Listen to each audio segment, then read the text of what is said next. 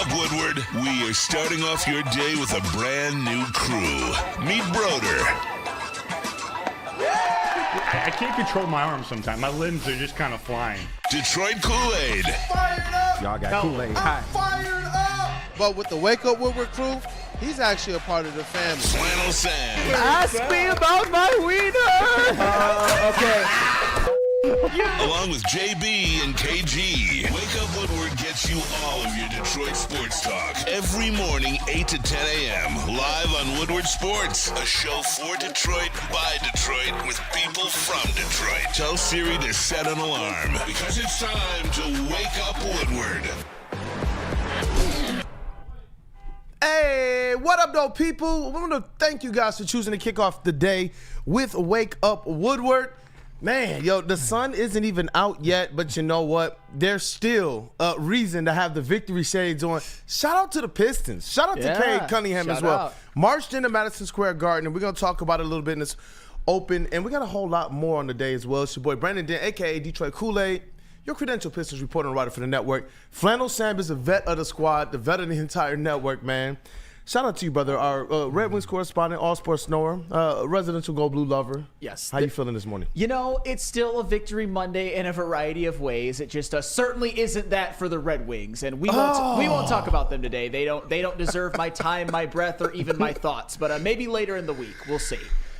Goodness, man. Goodness, those Red Wings. But you know what? I got to ask you guys a question, man. Who's crashing out more? Who's crashing out more? Chat family, I'm gonna tee this up just to get things going. Packers fans getting swept by the Lions. Yankees losing Soto. That's looking miserable. Cade Cunningham haters. You know, another triple-double. Marched into Madison Square Garden, got the dap up from Irving. Everybody's talking about it. I'm seeing all-star now from people outside of Detroit. But I just wanted to be able to tee that up. But what about you, brother? Who's crashing out the hardest? From my perspective, it's Packers fans. Who it should be are Yankees fans, because losing Juan Soto is the most impactful of all of the three scenarios. But Packer fans have let's just be quite frank, they ought to be ashamed of themselves. It's been absolutely embarrassing watching them crash out, damn near every single one of them. And even a friend of the network, they're a Locked On Packers podcaster, Peter Bukowski, man, his comments were just embarrassing. And again, I love it when he's on the heavyweights. I think they do a good job together, but not your finest moment, sir. You know what, bro? I actually want to hear your comments on it, man, because all of these Packers fans, and we talked about it, we teed it up during the summer, that the NFC North is crying. They're absolutely crying. And to see this kind of meltdown after getting swept by the Detroit Lions, that's what made me really, really perk up when Carlton Davis was talking about it. And he said, you know what, yeah, man, we can't wait till we meet him next year. You know what? Hopefully we meet him this year. This Detroit Lions team is not scared of anybody, and they're playing on a level that other teams are not ready for, bro. It sucks to go in there and just get walloped really quickly. Like, I know over the weekend or last week, there was like the fastest knockout in martial arts, mixed martial arts history. That's what the Lions are doing to teams, and they're just not ready for it. I saw Keith Lee as well, like him on Shay Shay talking about one of his fights when he got choked out, bro. And he was like, I went out for 6 seconds, jumped up, didn't even know I got choked out, and was just mad and ready to go. That's what the Lions are doing to these teams. It's like, bro, you are beat before you even know it. These teams are talking before, getting spanked during the game, and then crying after. And then they, let's get right back to talking. Why? All they wanted to do was play football. Now you're making them have to go out there and be the big bad bullies on the block. And now they can't handle it. In the game of football, we're hearing grown men cry, bro. Well, I mean, I talked about it before the game. Why would you ever give them bulletin board material? And honestly, after the game, it wasn't so much the Packers players, because I feel like for the most part, they took their crow humbly. But the fans, it's been the Packers fans, and I think it's just a philosophy. It's a tale as old as time. The Lions are the team that Packers fans have been accustomed to, and Packers players have been accustomed to, just bullying for so many years. The Lions are the team that's not supposed to be doing this. They're supposed to be the perennial doormats, and right now they are the kings of the NFC North, a crown that the Packers held pretty much for the NFC North's entire existence in totality. Of course, the Lions are the team that's not supposed to be doing this, but I'll tell you what, when they hold a Lombardi trophy up this year, that's when Packers fans will finally have to shut up for good. They should shut up now, but they're not going to. Yeah, right? No hands, bro. Yes. bricked up over here. Look, man, I love. I don't even know what we're seeing. The Lions continue to just wow me. Like what they're doing without Aiden Hutchinson, what they're doing to fold the black and blue division. Bro, this is the best division in football right now. And the Packers' record would be a lot better if they didn't get swept by the Lions. So, I'm not even going to hold that much against them. I get it, man. It's pretty frustrating times. But, hey, to our booth, before we talk about the Detroit Pistons for a little hot minute, hey, KG, a.k.a. Black Hollywood, that's Detroit's #1 draft pick in the sound booth. What up, though, man? People are crying. What up, man? I miss my guys, man. I ain't seen y'all since Thursday last week, man. So, shout out. But, I mean, the Packer fans crying, bro. This is, the second time in the last 3 years they've been swept, because I believe they got swept in 2022 as well. 7-1 in the last 8 games. They got to get used to it, bro. This is what the fuck it is now. For all those years, y'all got y'all shit off, and that was cool. Nobody batted an eye. Nobody came to the Lions' defense. But for Packer fans to be out here talking about the refs screwed us, are you serious? You know what organization you talking to right now? I mean, it is what it is, bro. Just take your medicine, shut up, and move about your day, bro. The Lions gonna be here for a while. So that's all I got, man. Hey, man, what's that? That shirt is so cold. I love it appreciate time, you say this every time I wear it, every time, bro. Batman to infinity. Shout out Batman, man. That's what the line is all right now. I remember when they was showing the Robert Pattinson preview, and there was that scene where he was absolutely doing work. Like, I know they say he don't kill, but it was like, man, he beat him to a pulp. That's what the Lions are doing. So shout out to Lions, shout out to Batman. And you know what? Shout out to WUW Sports MVP in the TD booth. I like the hat too, bro. I know it's not the best of times, but hey, it's always crispy. It's not the best of times, but still, we got love for the Red Wings out here, even though, things aren't going their way as of lately. But Packers fans, come on, you guys got to grow up a little bit. All weekend, all I heard was that, the Lions, screwed over the Packers. That how much are they paying the refs out there? Like, really? Come on. This is the first time where, as a city of Detroit, we can be proud of this team. And now you want to just downplay it because you think that we're paying the refs somehow, some way. Come on now. This is childish. I can't believe this. You know what? Whatever Sheila's doing, Sheila keep doing it. Yeah. Shout out to Detroit, too. I'm going to tell you, we're going to keep getting around the city and getting these shots. And we're going to keep making sure that around the city is represented around the city and the great state of pure Michigan. But we got a little time to talk Pistons. You know what? Let's go to break first. Yes, let's go to break first because they do deserve a segment to themselves. Right. They do, and you know what? The people deserve to know where the best pregame Lions party is every home game. And you can join us at Detroit's very own second best bar, located at 42 Watson Street for the ultimate fan experience. The ultimate. You know why? Because it's Detroit Lions fans and nobody else's. If it was the Packers, it's the ultimate wine experience. And I don't mean alcohol. Hey, look, but you can enjoy a little bit of Smoove Tullamore Dew Irish Whiskey bar while catching the WUW Sports pregame show only at Second Best Bar. Come get some. Walk into any Lady Jane's Haircuts for Men today. Open 7 days a week. Sit back, relax, and enjoy a precision haircut, scalp massage, hot leather neck shave, and hot towel treatment from one of our talented stylists. Step up your game this season and take advantage of our $20 haircut special. Scan the QR code and get your coupon today. Lady Jane's Haircuts for Men, the ultimate haircut experience. Open 7 days a week. Walk-ins always welcome. Lady Jane's Haircuts for Men, it's wicked awesome.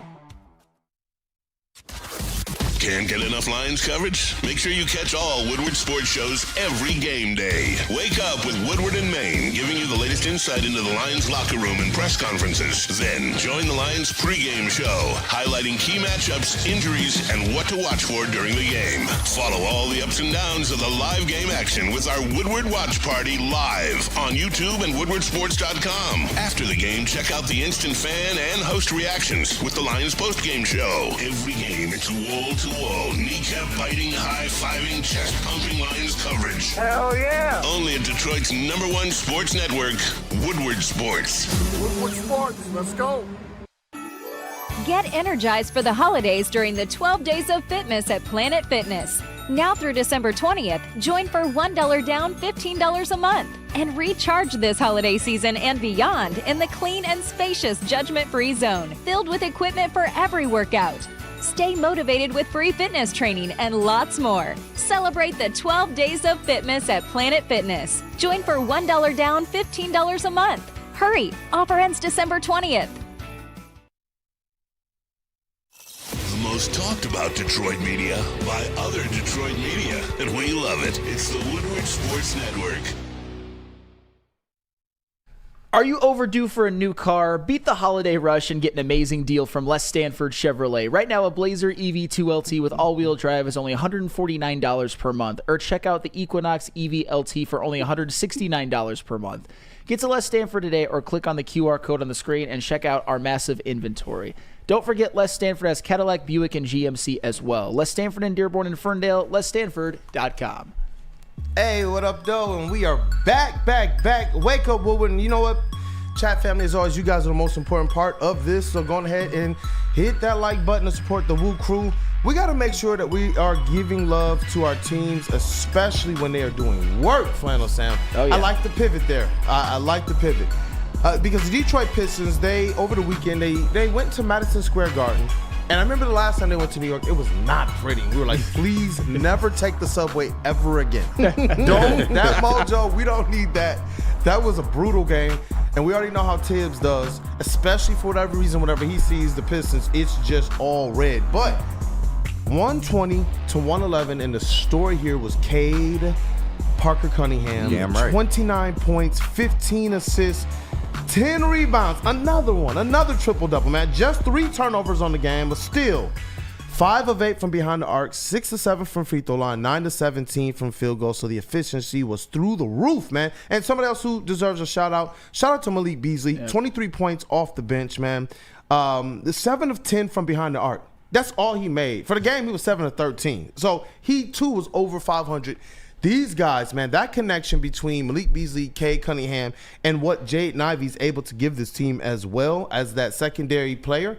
You know, he put in 16, 4, and 4, 2 of 6 from behind the arc, 6 of 16 field goal. And I like the way that Jaden Ivey played as well in that final frame. And you know what? The Detroit Pistons, I'm sorry, I forgot to say this at the top of the break. The playoff Pistons, so they're right back in playing position. It wasn't that long. They were out for one game. They went in. Look, bro, they went into a pressure-filled situation, in my opinion. I know Cat didn't play, but still looking for the Pistons, bigs to get going. Jalen Duren, Isaiah Stewart, and whatnot. And they handled business, man. And it looked like Cade Cunningham absolutely relished in that environment.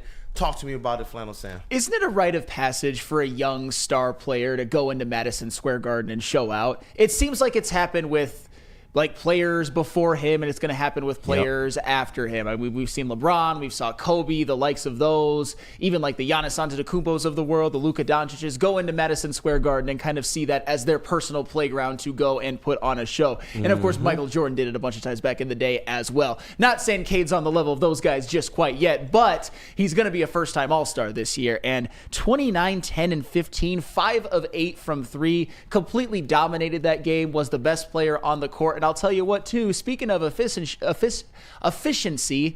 did you know Cade Cunningham shooting 39% from 3 on the season? I did. That's pretty damn good. And speaking of three-point efficiency, how about Malik Beasley, man? Malik Beasley being that instant offense off of the bench has been such an impactful signing. 16 points a game this year, 41% from 3, just... When you look at the story of this Pistons season, you could argue that Cade and Malik Beasley have been their 2 most important players. I mean, Malik Beasley is legitimately having a 6-man of the year candidate caliber season. I'm not saying he's going to win it or that he should, but the numbers he's putting up, man, instant offense off the bench that even Vinnie Johnson would be jealous of. Oh, definitely. And shout out to Malik Beasley. I saw that there was a fan who was trying to ruffle some feathers in the Players Club of all places. Like, that's not the place that you do that. KG, when we were there, we walked through the Players Club and everything. Yeah. That's where literally the players' families, friends, you'll see George Blaha, you'll see Greg Kelser, you'll see Dwayne Casey. You know, as media, we get the opportunity to kind of pass through there after the press conference. And there's fans in there who get that privilege and that opportunity, and they're flicking off Malik Beasley, who's from here. You know, his mom is from here. His family's from here. He's glad to be here. He wants to be here long term to help this team build. It's like, come on, guys, do a little bit better, man. That's really disrespectful. If I can just talk about it, JB. You the voice of reason, man. You already know that at the whole network, not just on this show. But that's just disrespectful, though, because I've seen that video before as well too. Like, you sat here and paid your hard-earned money to go and watch the Pistons play, and then as soon as they walk by, your first response is just flip Malik Beasley off and say, F you, like you trash ass player. Well, can you do any better? I don't see you out here on the court. Come on, we pay too much money to sit here and go and see these athletes just to sit here and flip them off whenever we have the opportunity to. Why is this necessary? Trash after 7 3-pointers is crazy. That's wild, bro. That's wild. Absolutely wild to me. But what up, though, KG, man? These Detroit Pistons are right back in the tied for last play-in spot. Yeah. And you know what? There was a lot of people who thought that they wouldn't fare too well in those games, in that 3-game stretch. People thought they were just going to run off the court, but they didn't. They competed in each one of those games. They found a way to pull out a victory against the Knicks, and the road ahead sets up nicely for them to really move up in the standings. Yeah, and the Pistons needed that dub in the Garden. I mean, aside from Cat being out, you already know the type of team that this was. Being somebody that streams my games illegally, I sometimes have to be subjected to the opposing broadcast, and I had to watch the Knicks broadcast in that one, and the one thing they kept saying is, even though Cat's not playing, we should have more than enough for this, for them to beat this Pistons team, and they just did not, because Cade Cunningham appears like he's taking that step into superstar. He's now 3rd in the league in terms of triple doubles, man, and he's going out there each and every night and just putting on a show, man. I do not want to hear any more Cade Cunningham slander. His turnovers have been down lately. He's going out there, he's doing the damn thing, but he's also starting to get help. You got Malik Beasley, who is single-handedly saving your bench right now. Single-handedly, because nobody else is doing a damn thing, man. I don't know what the hell is wrong with everybody else, but he's going out there and he's been your most consistent shooter. You're starting to get Tim Hardaway back on track. I thought the game Tobias Harris played was damn good in that game. When he plays well, you got to give him his props, man. So ultimately, JB Bickerstaff, he keeps putting this team in positions to succeed, and they are in a lot of games. Like, I would say probably over 85% of their games they are in. They have not really got blown off the floor too many times this year. No, and you know what? The one game where it was just like abysmal, and we thought they had an opportunity to go in there and do something against the Milwaukee Bucks. He absolutely said, look, guys, he was like, look, we just got off the plane. I'm like, we got on the plane at 2. We got in at 4:30, and it's ice. He was like, I will take this on my guys. They just didn't have it. Outside of that, you're right. This team has gone out there, and this squad has done what the previous regime has promised that we would get, and that's it didn't happen with them, but with this squad, we see them competing every night, and to the point of right now they're 10-15. They're tied for their last play-in spot. They're not too far out of being able to win a couple games and literally take a jump up close to the locked in one of those top 6 spots, that 6th spot. And Cade Cunningham, I'm going to continue to say this. Since he was drafted, he was brought here, and he continues to prove to be the straw that stirs the drink. Whether he's the leading scorer, he's always going to be the leading facilitator, no matter if we bring in another point guard or not. And that's the brilliance of a Cade Cunningham. Some of the downhill action that he was using to get into the paint, you notice he was able to find the shooters much better. And when you have professional shooters like a Malik Beasley, which is why I like his time increasing with him, Malik Beasley knows how to move on the court adjacent to where Cade Cunningham is driving from. A couple times from the left side of the court, Cade was able to cross up his guy, get into the middle, and what does the defense always do? They got to put 2 more. The big, the power forward, or either the wing and the center always collapse, and he was able to find those shooters. When people tell you put shooters around Cade and you got something, this is what they mean. They're in playing positioning right now, and they don't really even have a post game either way. That's incredible. And their defense is looking good, and it's really, honestly, because of the facilitation, the offense, what they're doing on the offensive side to slow the game down and try to play as efficient as they can. It's helping their defense be a little bit more set, and like KG said, in the right places. That's what JB Bickerstaff has really done. Brought a process that's put this team in the best spots possible, despite some of their weaknesses. Despite some of their weaknesses, despite some injuries that they've had, despite some stretches of poor play from some. I'm not going to single anybody out, but the reality is at this point in the season, 25 games in, being 10-15, having the final play-in spot, I think before the year I would have taken that. There's obviously some games that we all know that they probably should have won, but they didn't. But that's all right. That's why you have to clean that up. That's why you have to go into Madison Square Garden and win a game where you're not favored and really balance that out. Because as you said, they have a game at Boston coming up, which is going to be tough, but they've got some winnable games. They got a home stretch. They got the West Coast. It's going to be very, very interesting. And QT M Wolverines in parentheses in the chat. Cade was the best player on the court, including the Knicks. That is a fact. Yes, he was. Jalen Brunson was good. He was not Cade level. He was not at all, man. And for the record, I've got a lot of respect for Jalen Brunson. The way that he's played since he's came to the New York Knicks has really elevated their franchise in a way that I don't even think they envisioned when they got him. You know who called that early? Sean Murphy. I got to give him Sean Murphy from half court. I got to give him his props on that. Because he was the only one. Because the Knicks were getting clowned into oblivion for giving Jalen Brunson that kind of a contract. So on a human level, I'm happy for Brunson because he's been phenomenal. But Cade Cunningham one day is going to be objectively better than Jalen Brunson ever was. 100%. Yeah. I have no doubt about that. And that's no shade on Jalen Brunson. That's just how highly I feel about Cade Cunningham. And Cade just has a better skill set. We got to be real about it. Yes. But it was also good to see the Pistons get ahead early and keep their foot on the neck. That's one thing that we haven't seen from this Pistons team this year in terms of them maturing and turning into a team that knows how to close games. They got out early and they kept the foot on the entire time, man. Bro. Was able to hold the lead down. So and learning that within the first 30 games. You know me, that's when the assessment period for me. Let's see who they are after 30. If you can show me flashes that you're learning that, think about what the second half of the season is going to be for an actualized all-star Cade Cunningham. Yeah. It's not just us saying this. ESPN has stated, and we're going to break that down a little bit more on our Woodward Pistons segment on Wednesday, but they stated that they believe Cade Cunningham will be an all-star this year for the first time. And on Team LeBron. Hey. Yeah. And at this point, if he continues to play like he's been playing, and of course if the Pistons continue to at least play about 500 ball or better up until the All-Star break, then it would be an absolute crime for Cade Cunningham to be left off, and there would be no question whatsoever. You know what the article said, actually? And this is the national narrative. If ESPN is saying it, it is a national narrative because it was a collective of writers.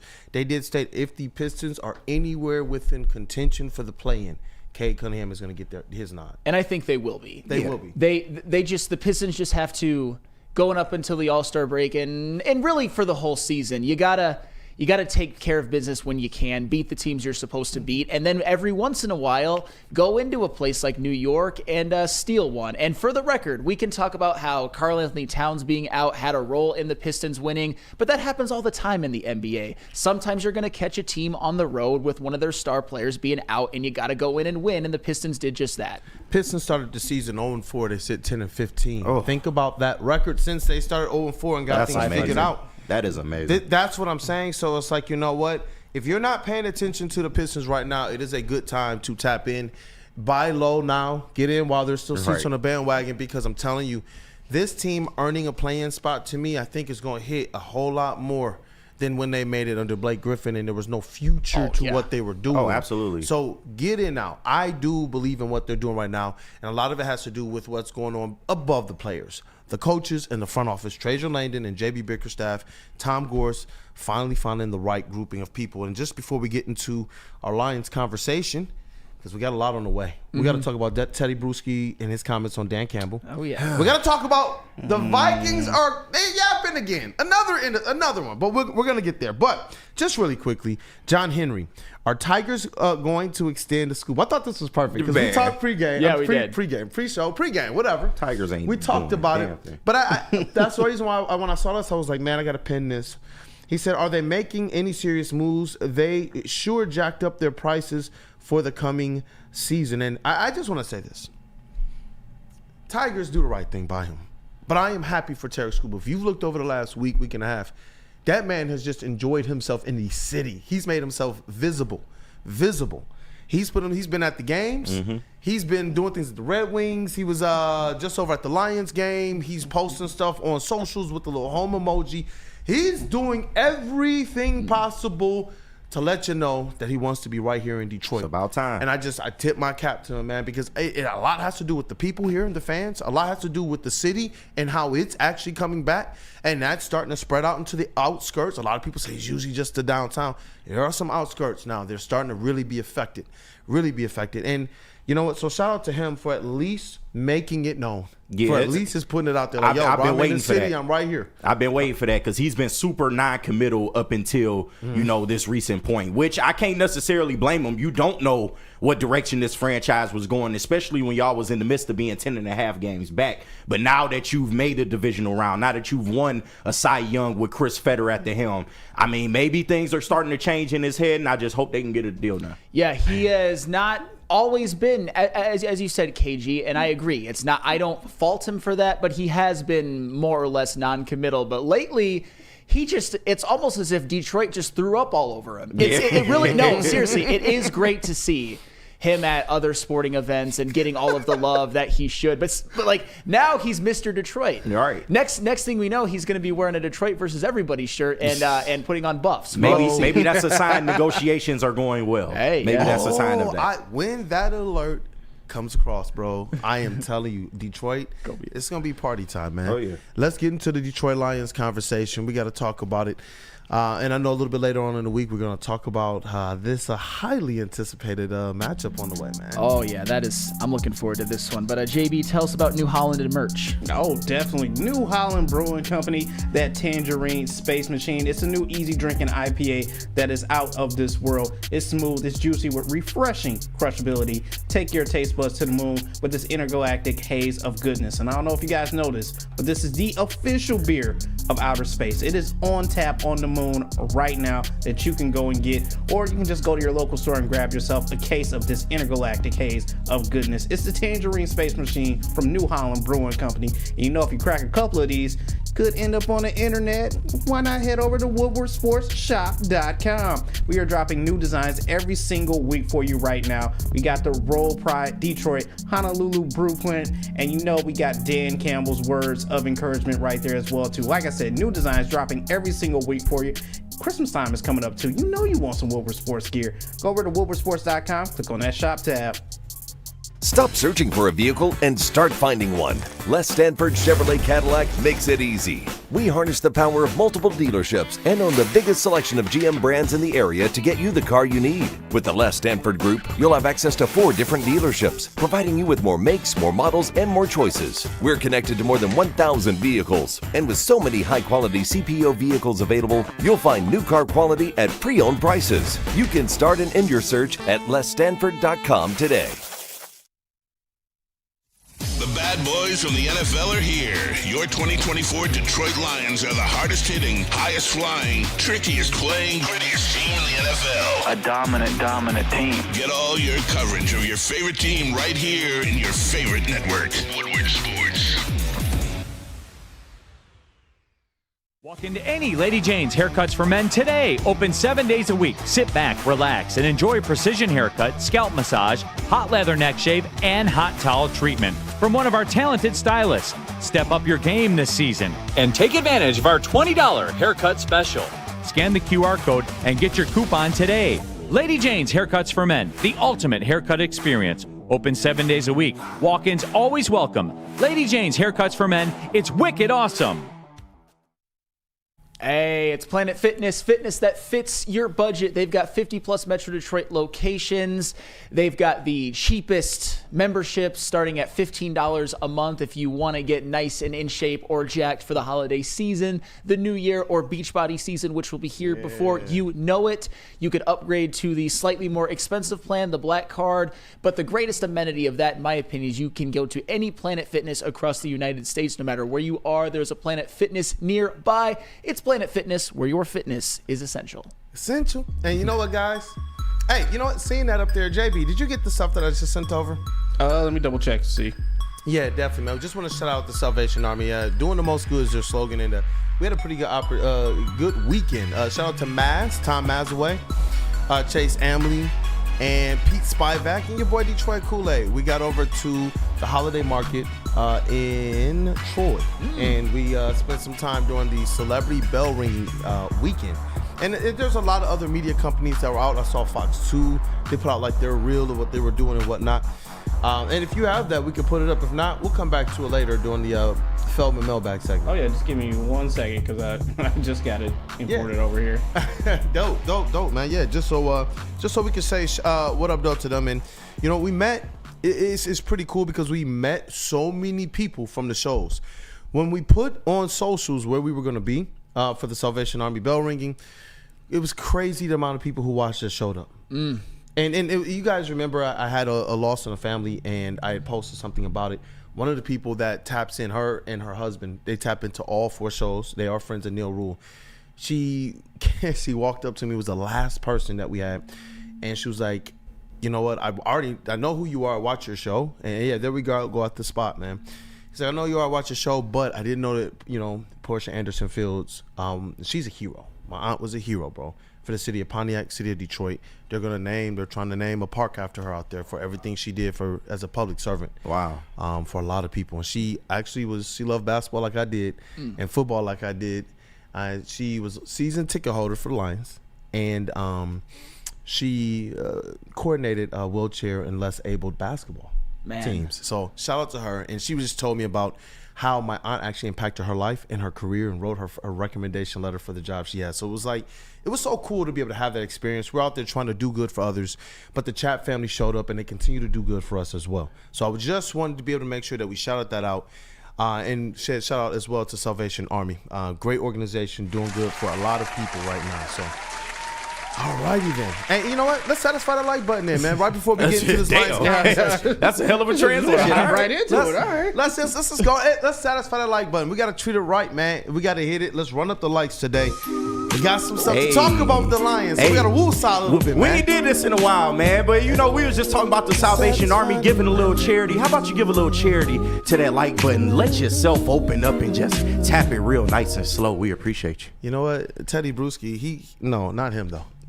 Not him, man. Not him. And you know what? I get it. Rod Beard, Terry Foster, Stick, and others who are legends in this industry told me, hey, look, nobody cares about Detroit outside of Detroit. Nobody's really paying attention. Nobody understands the trends. People don't even really care to look up the numbers. They have their ways that they feel. They have the teams that they look at. They have their perspectives. But when you have a team like the Detroit Lions that have forced themselves into the conversation, now you're starting to catch the people off guard. Go and do your homework. Just period. We've been talking about the fact that this was in something, these fourth down calls, which has just kind of ignited so much conversation, that this is stuff with Dan Campbell that goes back to his predecessors. And it's amazing when you see other teams do things, how they're praised. The Chiefs can be praised for whatever their Chiefs magic is. It doesn't matter how they win. It doesn't matter if the team sucks that they beat barely. It doesn't matter if the team is great that they beat barely. There's other narratives out there as well that just kind of, the media finds a way to kind of let those things sail. But with the Lions, it's like, hey, let's make sure that we cut the sales. Make sure we take a little bit out of their sales. And that's why I love Dan Campbell, because he just doesn't care, man. Here, Tedy Bruschi says Dan Campbell needs to start coaching like a top dog. Now, look, man, when you look at who Dan Campbell is, I remember sitting back, and y'all have heard me say this before, when we were playing the Saints in the playoffs, and they didn't punt one time. One time, bro. It was just like touchdown, touchdown, touchdown, touchdown. I was mad. And I wasn't mad just because we were doing it. I was mad, one, because we couldn't stop them, and I was mad because we couldn't do that. Now we got a coach literally from that lineage who's going out there and just bodying teams, and people like Tedy Bruschi are complaining. That's the weird part to me. I would assume that Dan Campbell, I would assume that Tedy Bruschi would be a Dan Campbell type guy. He hasn't. He hasn't been. I'll let you go, Sam. I got my own feelings about this, because I've been watching Tedy Bruschi a while now. Go ahead. No, I just we have the comments from Tedy Bruschi actually. If we want to get the full context of exactly what he said. Give me Dan Campbell on the field with me. I'll take it. Yeah. Don't put Dan Campbell on my sideline. I don't know. I don't know the emotional control of this coach. I mean, every single time. Give me Dan Campbell on the field with me. I'll take it. Yeah. Don't put Dan Campbell on my sideline. I don't know. I don't know the emotional control of this coach. I mean, every single time. Does it have to be every single time? The 4th and 1, when you're on the 31-yard line going out. That was obvious to me. I mean, this can't happen. I mean, this guy wants to go for it even now, and they get stopped right here and basically give Green Bay a touchdown because all they got to go is like 29 yards, and they score a touchdown here, and it's a different game. So you wouldn't have been in this situation maybe if you punt it and you let your defense play against a quarterback that has the tendency to throw to the other team also. This is every single time? Why does it have to be every single time? Now, let me say something here, because Dan Campbell came into this league talking about being kicked down and biting on ankles and chewing on kneecaps. Well, there's no more, and let me tell you, Detroit Lion fans, there's no more ankles and kneecaps to bite. You're on top. start playing like it and start coaching like it, because sometimes you got to know when to be in a game to where let the other team mess up because I know I'm better, because it's going to give us a better chance to win. There are those situations that I don't think Dan Campbell knows right now that he still has to learn. And I have been watching him this entire season based on the way last season ended. Okay, did he learn in the offseason? Maybe he's a little less emotional. He is not. He's the same player. And this could come back to bite him. And listen, man, like Tedy Bruschi is somebody that I've been a fan of, especially the football player. Like those old Patriots defenses, Rodney Harrison, Willie McGinnis, and Tedy Bruschi was right in the middle of that. I used to absolutely love Tedy Bruschi, the player, which is why I've paid attention to his comments for quite some time in regards to things related Lions. And Tedy Bruschi is somebody who I feel, you know, even when he does agree with some of the things the Lions does, it just always seems like it's in the tone of he doesn't necessarily actually, he doesn't actually believe in what the hell we trying to do here. And I swear I don't mean this in a way to diss him, but I just don't know if his football mind can comprehend what Dan Campbell and what the Lions do as a team. and Rex Ryan even, like, and it's ironic because I watched this clip this morning, so it's ironic that we had this on the show. Of course. Rex Ryan even tried to break it down for him that, hey, Dan Campbell is one of the most prepared coaches in the NFL. And I think that's a thing that gets lost on the national media, or even, you know, some people that are from here that don't really understand why he keeps doing this. He's not flying on the seat of his pants. He's not getting up here every Sunday and, let's say in the second quarter, I just want to go for it now. Fuck it. Like, there's a level of preparation that goes into all of these fourth down decisions. They coach these. They practice these. Why do you think they so prepared when these moments come around? I think you get that something, though, bro, because I really think he still believes in that early narrative. Exactly. He went back to his early speech. Do you think he's some dumb hobunkin? Like, just speak from your chest. A lot of people do, though, and it's that's sad. what I'm talking about. And it started to piss me off because we're seeing this guy go out there. Like, listen to his players. His soldiers are like, bro, this is what we want. And we're going out there and we will execute. There were 4 or 5 on fourth downs. And no time did they look scared. Even after the one failed, as Neil was talking about, when you look at the numbers and the flow, it was like, they're straight. We've seen this before. They've been put in every single situation you could think of this year. And Dan Campbell and this coaching staff has continued to do work. And what are you talking about coaching? They got the best coordinators. They got the best positional coaches. Like, what are you talking about? They got the current leading coach of the year. Canada. Like, what are you? Is this because we just won't accept Patricia's Patriot way? Trash. Like, I'm so I don't think it's that. I just think some people have a hard time realizing that this is who Dan Campbell is, good, bad, or indifferent. Like, you know, the one popular thing is, if it misses, then, you know, we're up here calling him an idiot. But when you look at the fact that, and I said this last Friday, we always talk about the ones Dan Campbell don't get, but we need to start paying attention to the ones he do get, because he get it way more times than not. Like 4 out of 5, like you said, I think he's over 80% for his career on fourth down. This is fucking crazy. Like, Dan Campbell is redefining football in front of our eyes in the way it's coached and the way it's played. He utilizes that down in ways that other coaches just can't. And some people have a hard time comprehending that because that's not classic football. Like, get over yourself. You have to learn there's different ways of coaching, and Dan Campbell is doing it his way, and it's working. And you know what I didn't like? That I get it, Tedy Bruschi. I don't want to disrespect him as a player, as a champion, as a Hall of Famer, the work he's done and all that. But I don't really buy into the notion or the narrative either of trying to take your backhanded shots at the Lions either. They didn't do anything to you. All they've been doing is just winning. You know what they haven't done the last couple of years? They haven't lost back-to-back games. What are you talking about? Crazy. You're trying to tell this man how to coach. You talking to him about preparedness?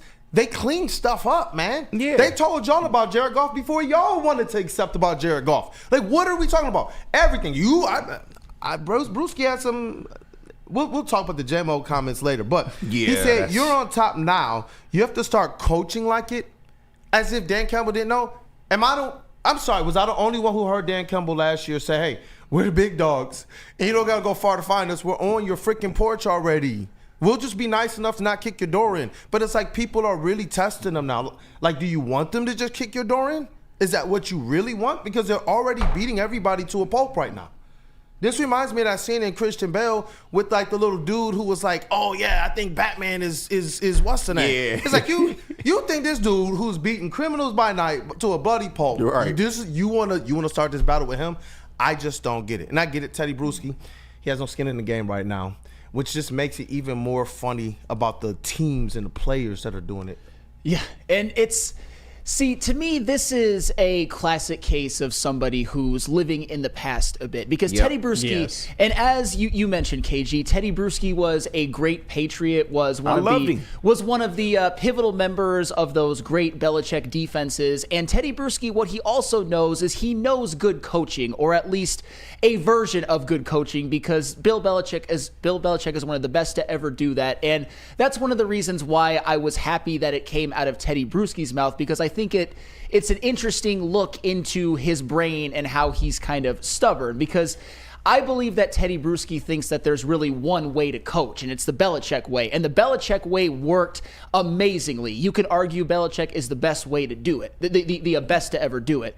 But what we're seeing right now from Dan Campbell, as KG says, for better or for worse, is somebody who's being more of an innovator, more of a revolutionary. I think innovator is probably a better word for it, with the going for it on fourth downs, with valuing possessions. Because, as we've seen with Dan Campbell, it works more often than it doesn't. Have there been some glaring moments where it hasn't worked? Absolutely. But that hasn't cost them any games so far this year. And if you just want to talk about how the Lions have been on fourth down against the Green Bay Packers this year, in their first meeting, they were 2 of 2 with 2 fourth down touchdowns. In their second meeting, they had 2 fourth down touchdowns and put away the game at the end to where they were able to kick a field goal with no time left on the clock. You saw them do it last year against the Los Angeles Chargers, where they wanted to kick the field goal with no time left on the clock and not give the ball back to Justin Herbert. You saw it last year in the playoffs, in which the Lions got a fourth down touchdown in both the Rams game and the Buccaneers game.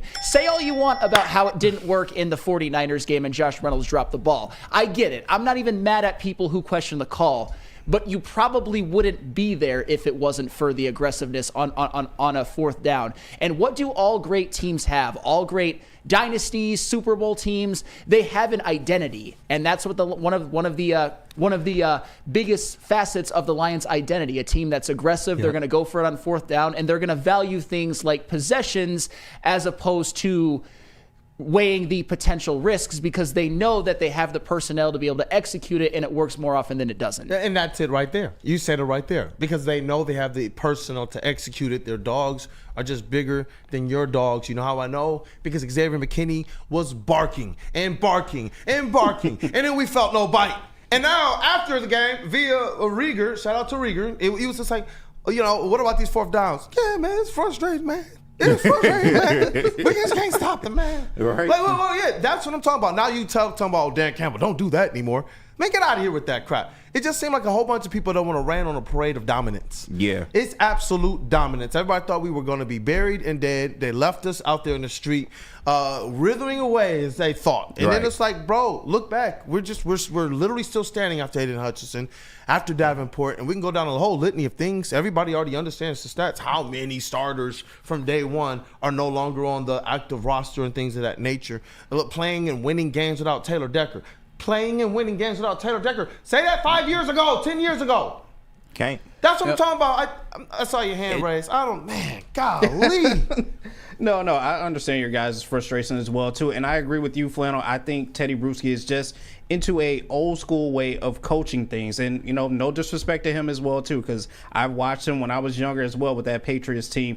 But that's not what the game is right now. Like, all these coaches on the sideline, you're not going to get a Bill Belichick on both sidelines. You're not going to get a Mike Tomlin. You're not going to get an Andy Reid on both sides. Like, every single coach is built different. And having Dan Campbell in this league for this Lions team, it's a breath of fresh air. Now that you see him, taking risks, taking gambles, and actually seeing that this team knows what to do to get those first downs, to move the chains, to actually score in those fourth and goal positions that, it kind of puts you at ease a little bit more. You don't have to worry about it. But the game is evolving, and I just think Tedy Bruschi is kind of, stuck in his ways of the past now, but you can't have that anymore. Well, yeah, and that's the thing. If you're somebody who is just one of those guys who played on the Patriots, who's not an analyst and just reveres Bill Belichick and thinks that's the way to be a head coach and there's no other way, I don't necessarily blame you. However, if you're going to transition into being an analyst on ESPN, who a lot of people listen to and a lot of people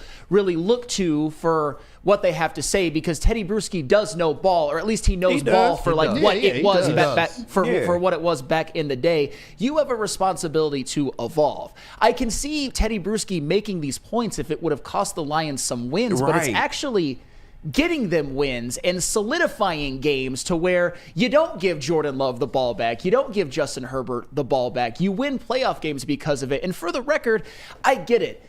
I'm not going to be one of those people who just says like, oh, if you question anything Dan Campbell does, you're an idiot. I get it. These fourth down calls, they're nerve-wracking. Your heart jumps in your throat a little bit. And sometimes, even in the last game, it doesn't work. But it's not costing the Lions a damn thing. I would say over the totality, it hasn't cost the Lions a damn thing.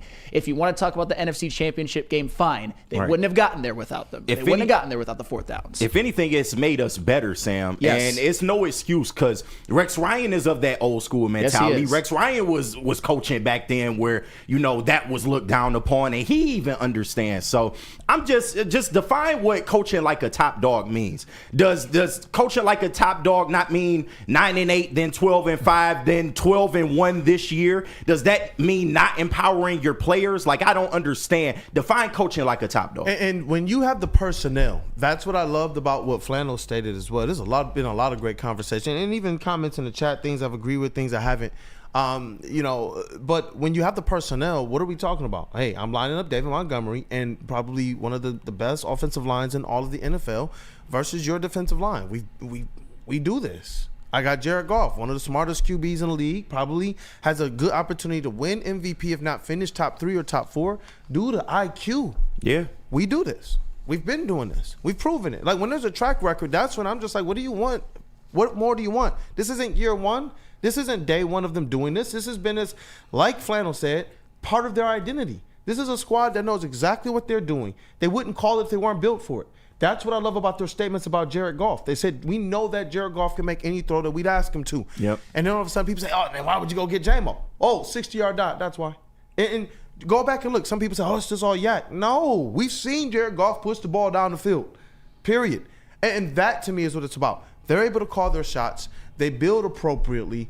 I can't believe that we're seeing such a marriage of everything going so beautifully right now. A GM who says what they want, and then they go out there and do it. A coach who says what he wants, and then he goes out there and does it, and doesn't care about what anybody else is saying, bro. On one week, he's out here bludgeoning a football team. The next week, he's out to dinner with his wife with his hair swooped back, having some wine. And it says, and I will not talk about it. Like, I'm just like, yo, that's my coach. That's my guy. And it seems to be ruffling people's feathers, and I don't know what he did to anybody. Well, it's the same thing as we had talked about before with the Packers fans. The Lions are the team that's not supposed to be doing this. People had narratives about Dan Campbell from the first press conference, and I'll even raise my hand and say that all of that stuff at the beginning I didn't necessarily like. I had some questions about him, certainly after the first season, and they started 1-6 in year 2. Yeah. But there should be none at this point. Oh, zero. I was year to year to year to year. I was as wrong as you can possibly be. I was looking for a clever analogy, but there's not one that really encompasses just how wrong I was about Dan Campbell. But I wish that other people, like the Tedy Bruschis of the world, would do the same mea culpa that many of others have, including myself. Right. And there's always kneecaps to bite, Teddy. Of course. There ain't never enough kneecaps, my dog. We're already down never to enough. You be the top dog. Hey, have you missed the part where they've been coaching above their heads in ways that a lot of people didn't think they'd be able to, with all of the injuries that they have sustained, and also, different things throughout the game, like Brian Branch being thrown out the Packers game, when up to that point he was clearly our best defensive player in that game, and we still pulled out a victory in Lambeau. That used to be a house of horrors. It didn't matter. It didn't matter who was quarterback. It didn't matter if Stafford and Calvin Johnson went out there and put up 1,000 yards. It wouldn't matter. The Packers would somehow get 1,001 with a backup. It just would happen. That's why I'm not even. It's real. We saw it. We saw Matt Flynn get paid because of it. Mark Royal, I want to be fair because there's another side of this. Dan gave the Packers 7 points for free. No need to go for it on our 31. Well, dumb. Let me just say that, but they're also, and that's what I was talking about earlier, because it hasn't worked every single time, but you have to balance the good with the bad, because they also scored 2 touchdowns on 4th down. They also ensured that they could kick the field goal with no time left on the clock instead of give the ball back to Jordan Love with 40 seconds down 3 because of the 4th down. So it works more often than it doesn't. Are they going to go 100%? No. Are there going to be some cases like the fake punt in Minnesota where you're sort of like, that probably wasn't the smartest? Sure, but they won that game. They won the Packers game. They won the Packers game in Lambeau this year, partially because of 4th downs. They won playoff games by converting 4th down touchdowns. It's just, it works more often than it doesn't. And I get it. Sometimes it's uncomfortable because of the ramifications if you don't get it. Yeah. But it's won you games, man. But won you big games. It's our uncomfortability. For them, the players are like, they're jacked up. For me, the other team is the one that I'm seeing scrambling around, and now they have to play a certain tense aspect of football because the Detroit Lions, like literally, just to borrow even more Batman stuff, their success has been born in this type of pressure, of playing pressure-filled football. Exactly. They are born in this. The other teams now, each and every time, they're like, oh my goodness, like what are we going to do? The Detroit Lions already have the offense good enough to wear out a defense. Yeah. Already. And now you're talking about extending drives. And that's what Xavier McKinney was talking about. Like they're not able to get off the field at all. How is the quarterback going to be able to get any type of rhythm? When we talk about a guy like a Jordan Love putting up those pedestrian numbers, and I was told how talented he is and all of this other stuff, but for some reason, there is another thing here. It's not just how little time the quarterbacks have to throw the ball, our opponent quarterbacks, but it seems to be something with this Lions offense and going for it for 4th down, which keeps them on the sideline, and they're not able to really get the rhythm that they want to get. I think that Dan Campbell is playing a level of football that, like you said, it's something that a lot of people might have been uncomfortable about before, but with all the advancements, with numbers and the metrics and such, now you're able to say, wait, if we go for it here, and if we get it, we have the opportunity to keep Jordan Love on the bench for another how long while our defense is a little banged up. I think that is a good strategy, in my opinion. Well, that's the thing, especially now, because you've seen it work with a certain other team.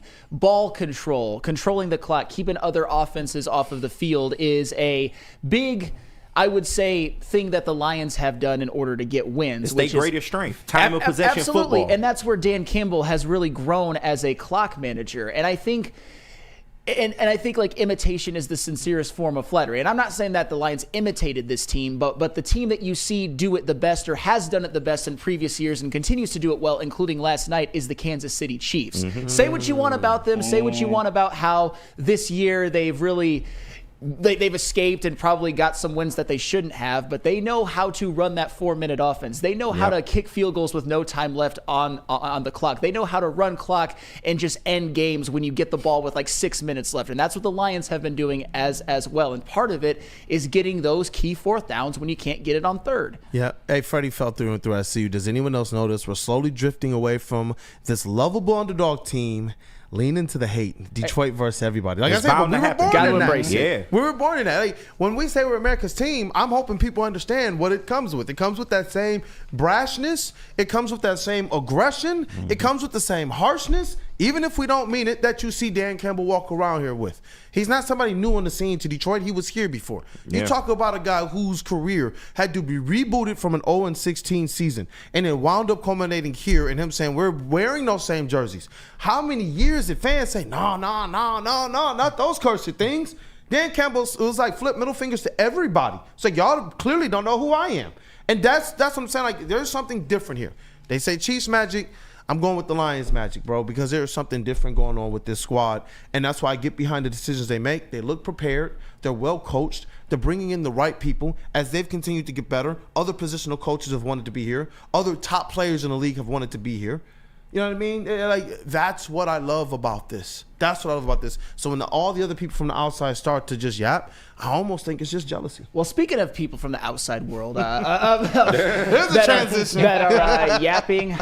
A certain Minnesota Vikings player is getting tired of the Lions being talked about. And I think this is a important segue into that and to the Minnesota Vikings as a whole, because tired of losing, do something. As much as we want to talk about the Vikings and how they've got lucky a bunch, they make it so that it's necessary for the Lions to keep winning so that they can hold on to the division lead. So we're going to do a little bit all-encompassing, a little Byron Murphy, a little Vikings when we come up next as it relates to the Lions. But first, tell us about Lady Jane's.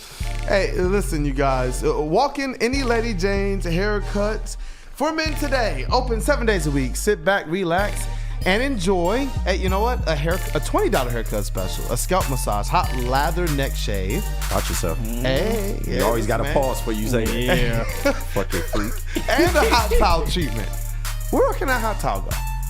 Nasty. Just nasty. I know a couple places. Yeah, just nasty. Hey, listen, it's Lady Jane's haircuts for men, man.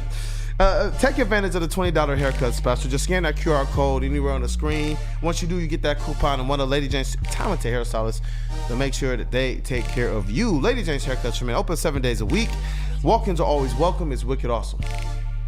Feldman Chevrolet, Michigan's #1 Chevy dealer, is kicking off the game with the best prices on all cars, trucks, and SUVs, like this 2024 Silverado for just $296 a month, or this 2025 Equinox for as low as $371 a month. Our locations in Novi, Highland, New Hudson, Livonia, and Lansing means we have the perfect Chevy right in your backyard. Get the home team advantage every day at Feldman Chevrolet, Michigan's #1 Chevy dealer. Big injuries, big news. Twice a week, Dr. Jeff Pierce from Michigan Sports and Spine joins Woodward Sports Network for the Injury Insider Report. Big D Energy Tuesdays at noon, and Ermanni and Edwards with Maz Thursdays at 3:30. Get expert analysis and in-depth breakdowns on the latest sports injuries from the man trusted by top athletes in the community, like D-Mac.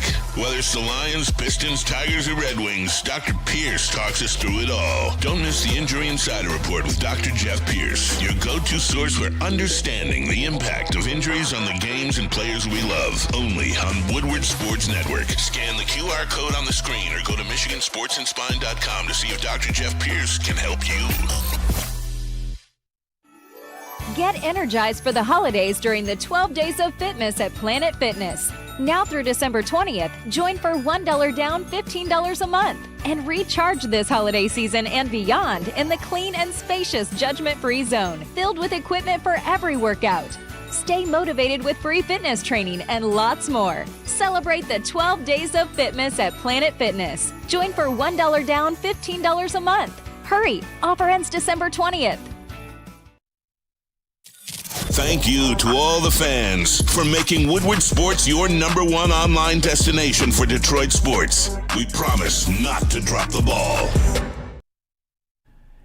Dealing with divorce, child custody, visitation, or other family law issues, Kevin and Catherine at KDK Law in Birmingham will have your back. With 10 plus years of experience and 24/7 availability, scan the QR code on the screen or call 248-971-0476. Say Woodward Sports sent you and KDK will pay your filing fee. KDK Law, they've got your back. And remember, when you give to the Salvation Army, your donation makes it possible to serve our community's most vulnerable. 24 hours a day, 365. The Salvation Army's Metro Detroit's 2024 Red Kettle Christmas campaign is going on right now. And even though the goal is very high, every cent that you give matters and it counts. Your contributions will help provide love beyond this Christmas season to individuals in need of food, shelter, and just compassion. Scan that QR code on the screen, or you can always go to donate.sagreatlakes.org to donate today. Hey, what up, though, people? We are back. It is Wake Up Woodward. Appreciate you guys for kicking off the day with the crew. It's your boy Brandon, a.k.a. Detroit Kool-Aid, your credentialed Pistons reporter and writer for the network. Flannel Sam, the vet of the squad, the vet of the network, Red Wings correspondent, all sports knower, lover of everything go blue. And we got this elite booth today, KG, Detroit's #1 draft pick, a.k.a. Black Hollywood, in the sound booth. What up, though? Hey, man, chilling, man. Another great week ahead, man. Pistons play tonight. Looking forward to that. So, yeah, let's get it, man. Let's get it. What up, though? JB Smoove, that's Woodward Sports MVP in the TD booth. What up, though, brother? Man, it's been one hell of a weekend. It's kind of sad Sunday, like, just the Lions weren't playing. It's like, I kind of just didn't want to see football if the Lions weren't playing. It was kind of weird. I don't know about you guys. It was some crazy football this week. It was different, man, but you get to kind of sit back, a stress-free Sunday. Needed a Sunday kind of like that, yeah, man. For sure. I feel like a different energy today to here. Kind of go at all of these haters out here, man. Like, I'm so glad that we covered this. Like, as long as our show has existed, right? It's as long as my youngest child has existed. That's baby Kool-Aid. And she was born on a Saturday. We had our show on that Monday. And we've also covered all the crying from the NFC North and from other teams around the NFL. Now we see it bleeding out into the media. Now that they realize that we're for real, that we're here, that we're not just a flash in the pan, that what Dan Campbell is doing and what Brad Holmes, Sheila, Disner, Spillman, and co are doing, that this is sustainable. When they talked about long-term sustainability, we look at this defense right now saying, even without all of the injured players right now, we believe this is a better defense than last year. How did you take a step forward when all of your players are still out? And then talk about the long-term sustainability. You're going to get those players back in the future. Oh, yeah. And now you got players that I believe, you look around this thing and you got players like Byron from the Vikings talking this nonsense like, well, everyone talk about the Lions, you should talk about us. You got the quote, JB? Oh, yeah. Y'all need to talk about us. We tired of the Detroit talk.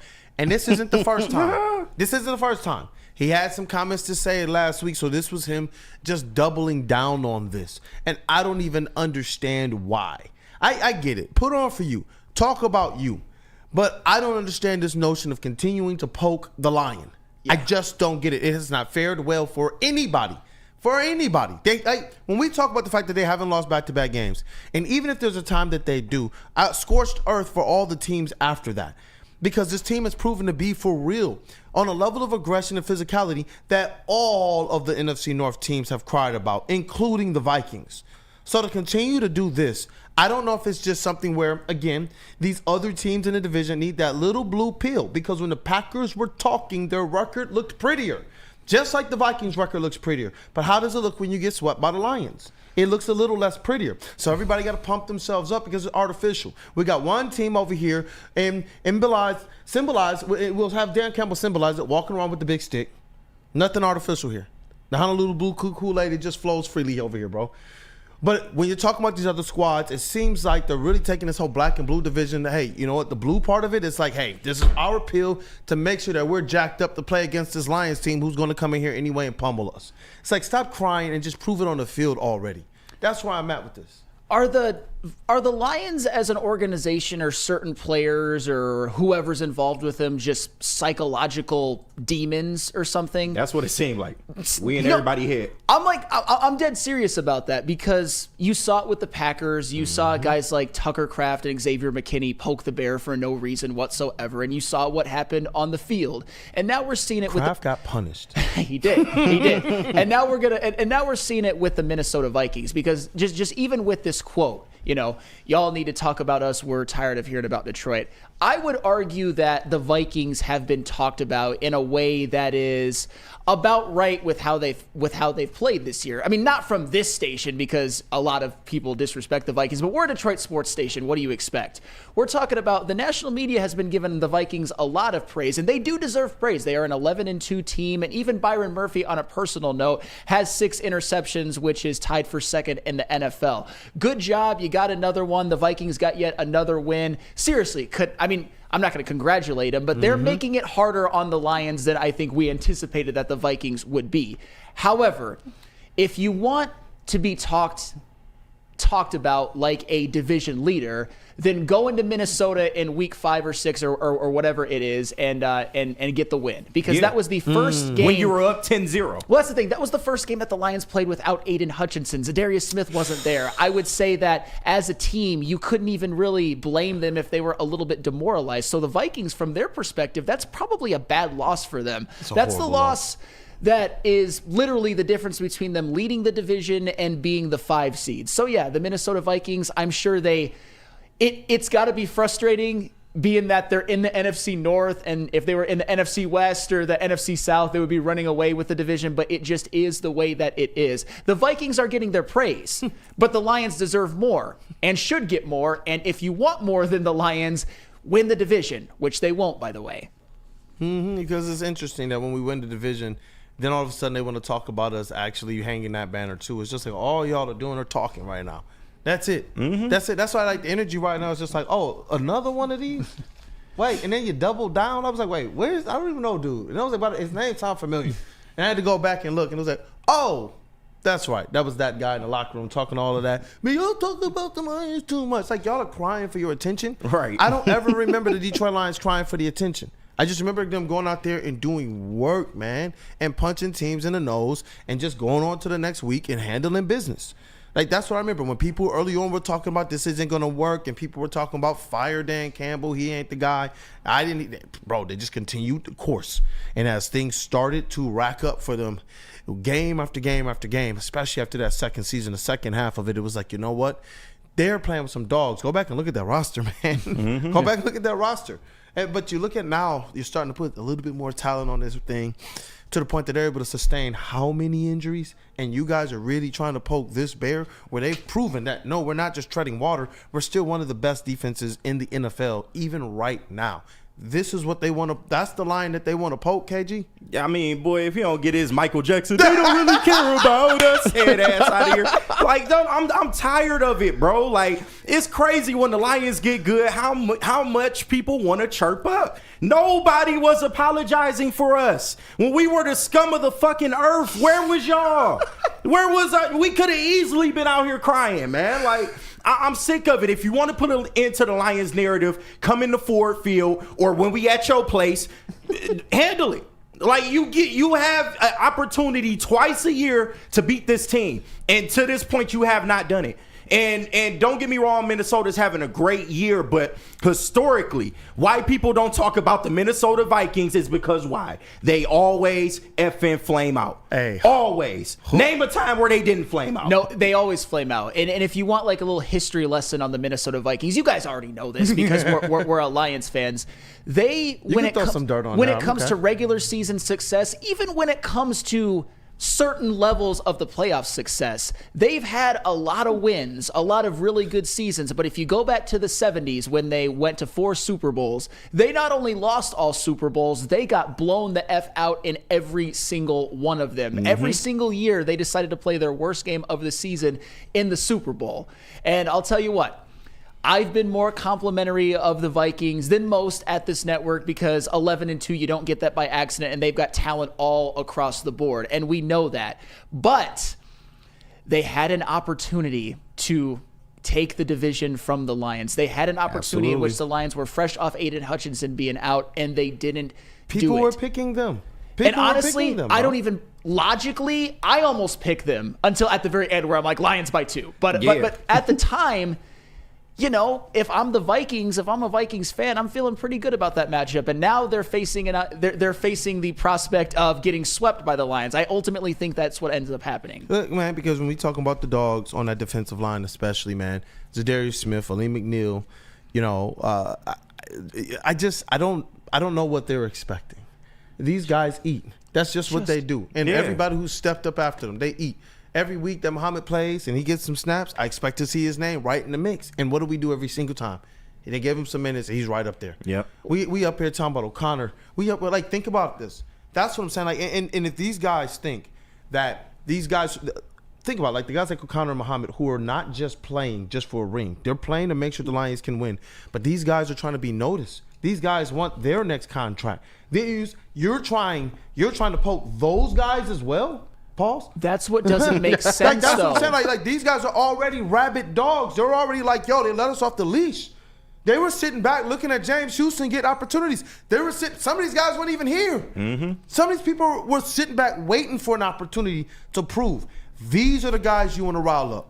Like, it don't make sense to me. Well, that's why I said the Lions must be psychological masterminds or something that just get in people's head to the point where it breaks them. Because if you're the Minnesota Vikings, and I'm just speaking, if you're the Minnesota Vikings, you've got a golden opportunity in front of you to keep winning, to put the pressure on the Lions, and maybe even steal the division out from under the Lions. I'm not saying they will. I'm talking about getting into the Vikings' heads. But why would you poke the bear? Why? If I'm Kevin O'Connell right now, I'm yanking Byron Murphy. Get away from the mic. Get your mother. Just like I was talking about with Matt LaFleur. If I'm Matt LaFleur, I'm like, Xavier McKinney, Tucker Kraft, what the fuck are you doing? Oh my God. The Lions feed off of that. More like I think uniquely, even opposed to other teams and players, they need to keep that chip on their shoulder. Yes, they do feed off of it because I sent it to you. What did Penei Sewell say in his pregame speech? Nobody's putting their hands on us. Nobody. And who was that in direct reference to? Tucker Kraft. Tucker Kraft. They got hyped up pregame to that dude's comments, bro. So it's like whatever people think, you got to reimagine and redefine what your thought football was. People say usually, no, just let that fall by the wayside. You don't got to worry about that. For whatever reason, this team has found a way to turn air into fuel. That's what they're doing. All of the hot air that these other teams are blowing, this team has found a way to say, oh, great. And then see Penei Sewell getting hyped up about it. To hear Carlton Davis and Kirby Joseph after the game talking about it. Yeah. To see all the little scrum and him like, what up, what up? And Tucker Kraft was looking like the boy holding the cup. You know what I mean? Well, like, not me today. Like, yeah. Then why were you talking beforehand? These guys are out here really, really playing real ball. What are y'all doing talking before the game? It's not cute. That's what I love about Brett Hunt. Like, this ain't no cute seasons here. And y'all are trying to play cute games. Shout out to Hoof Hearted. I love this one here, man. I do. He says, the Vikings are playing for clout. The Lions are playing for a ring. That's the difference. Thank you. And that's just, it doesn't make sense because if you're the Vikings, you should see yourself as Super Bowl contenders, but there's obviously an insecurity about them. I mean, those quotes by Byron Murphy, that's about as insecure as you can get. I think the Vikings are getting plenty of love, as they should. They should get some, but they shouldn't get as much as the Lions because as great of a season as the Vikings have had, as much as you can say if they were in any other division, they'd be division leaders. We don't live off of ifs. And it's it just funny, is what it is. Because we're not thinking about y'all. No, we not. think about y'all on the week that we're supposed to play you. We're not thinking about y'all right now. When y'all don't play us until week 18 and you got the Lions on your brain. Like, this is why SOL is a thing of the past. Like, if y'all needed any more examples of why SOL is dead, it's this shit right here. We done had Matt LaFleur on the verge of crying. We got this guy chirping up. We got Tucker Kraft chirping up. Like, we got Rams fans chirping up. Justin Fields. Like, come on. It's been countless fucking people. Tedy Bruschi. This lion shit is real. It's a disease. Like, we come in here and we dominate, and now you feel away. Hey, you got a chance to handle your business week 18, bro. Brian we live Ruth, greatest free in teams' heads. Talk about it, JB. We literally live rent free in teams' head. Never has this ever been possible that this could happen right now. And what I'm so impressed by this team and Dan Campbell is that there is no talking before the game. There is no talking during the week. There's shit talking afterwards, after we play you, yeah, because you know what? You just put that on tape. You just let the America see that, you know what? We are the better team. So guess what? Now we're going to talk our shit. You know what? We probably, some of us might have, or at least I did underestimate it. I believed it, but I underestimated it. When all of the talk, all offseason, was this team talking about Super Bowl, including out of Dan Campbell's own mouth, right after the game. We're going back. We're going to get there, right? Right, game one, week one prep, what did he say? F all that Super Bowl talk is week by week. Yep. Week by week. Week by week. Vikings ain't learned yet. People are talking weeks in advance. They all want a piece of the Lions, and they don't realize when it's that time, you don't got to go far. Like Dan Campbell said, we right here. On your front porch, bro. We ready. You going to get to see us again? Yep. Brian Ruth, greatest quote ever. Come to Detroit and find out. Effing epic 100. Man, let's get into the next segment. Absolutely. I don't even know what tell us about jars. Go ahead, talk, Skip. Yeah, through the glasses down. Go ahead, talk. I'm ready, man. Look, at Lions, y'all got a spot, a practice squad, anything. I got this. What did it say? Octane. I'm ready to go, man. Got that high octane. Speaking of getting high, jars. Hey. Shout out. Woodward sports fans, whether you're hitting the game or just chilling, Jars Cannabis has you covered. They are home to Michigan's largest lineup of recreational cannabis products. They've got 27 locations across the state, and they are repping Michigan in the biggest way possible. 9 locations right now in Metro Detroit, so there's always one nearby you. Hey, there's one right around the corner for me as well, too. And don't fear it, because if you're in Grand Rapids, Madison Heights, Milan, Michigan, you can get ready because new stores are popping up very, very soon. It's Jars Cannabis. Go out and grab some today. Get energized for the holidays during the 12 Days of Fitness at Planet Fitness. Now through December 20th, join for $1 down, $15 a month. And recharge this holiday season and beyond in the clean and spacious judgment-free zone, filled with equipment for every workout. Stay motivated with free fitness training and lots more. Celebrate the 12 days of fitness at Planet Fitness. Join for $1 down, $15 a month. Hurry, offer ends December 20th. Big injuries, big news. Twice a week, Dr. Jeff Pierce from Michigan Sports and Spine joins Woodward Sports Network for the Injury Insider Report. Big D Energy Tuesdays at noon, and Ermanni and Edwards with Maz Thursdays at 3:30. Get expert analysis and in-depth breakdowns on the latest sports injuries from the man trusted by top athletes in the community, like D-Mac. Whether it's the Lions, Pistons, Tigers, or Red Wings, Dr. Pierce talks us through it all. Don't miss the Injury Insider Report with Dr. Jeff Pierce, your go-to source for understanding the impact of injuries on the games and players we love. Only on Woodward Sports Network. Scan the QR code on the screen or go to MichiganSportsandSpine.com to see if Dr. Jeff Pierce can help you. Stop searching for a vehicle and start finding one. Les Stanford Chevrolet Cadillac makes it easy. We harness the power of multiple dealerships and own the biggest selection of GM brands in the area to get you the car you need. With the Les Stanford Group, you'll have access to 4 different dealerships, providing you with more makes, more models, and more choices. We're connected to more than 1,000 vehicles, and with so many high-quality CPO vehicles available, you'll find new car quality at pre-owned prices. You can start and end your search at lesstanford.com today.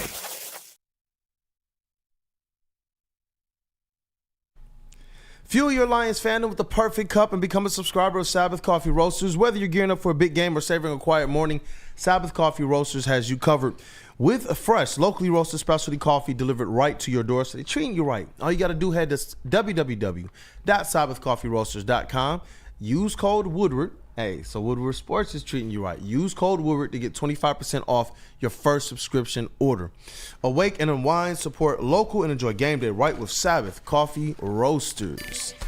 Hey, what up to all the stick as well who just dropped in? You got all the Packers Nation frazzled.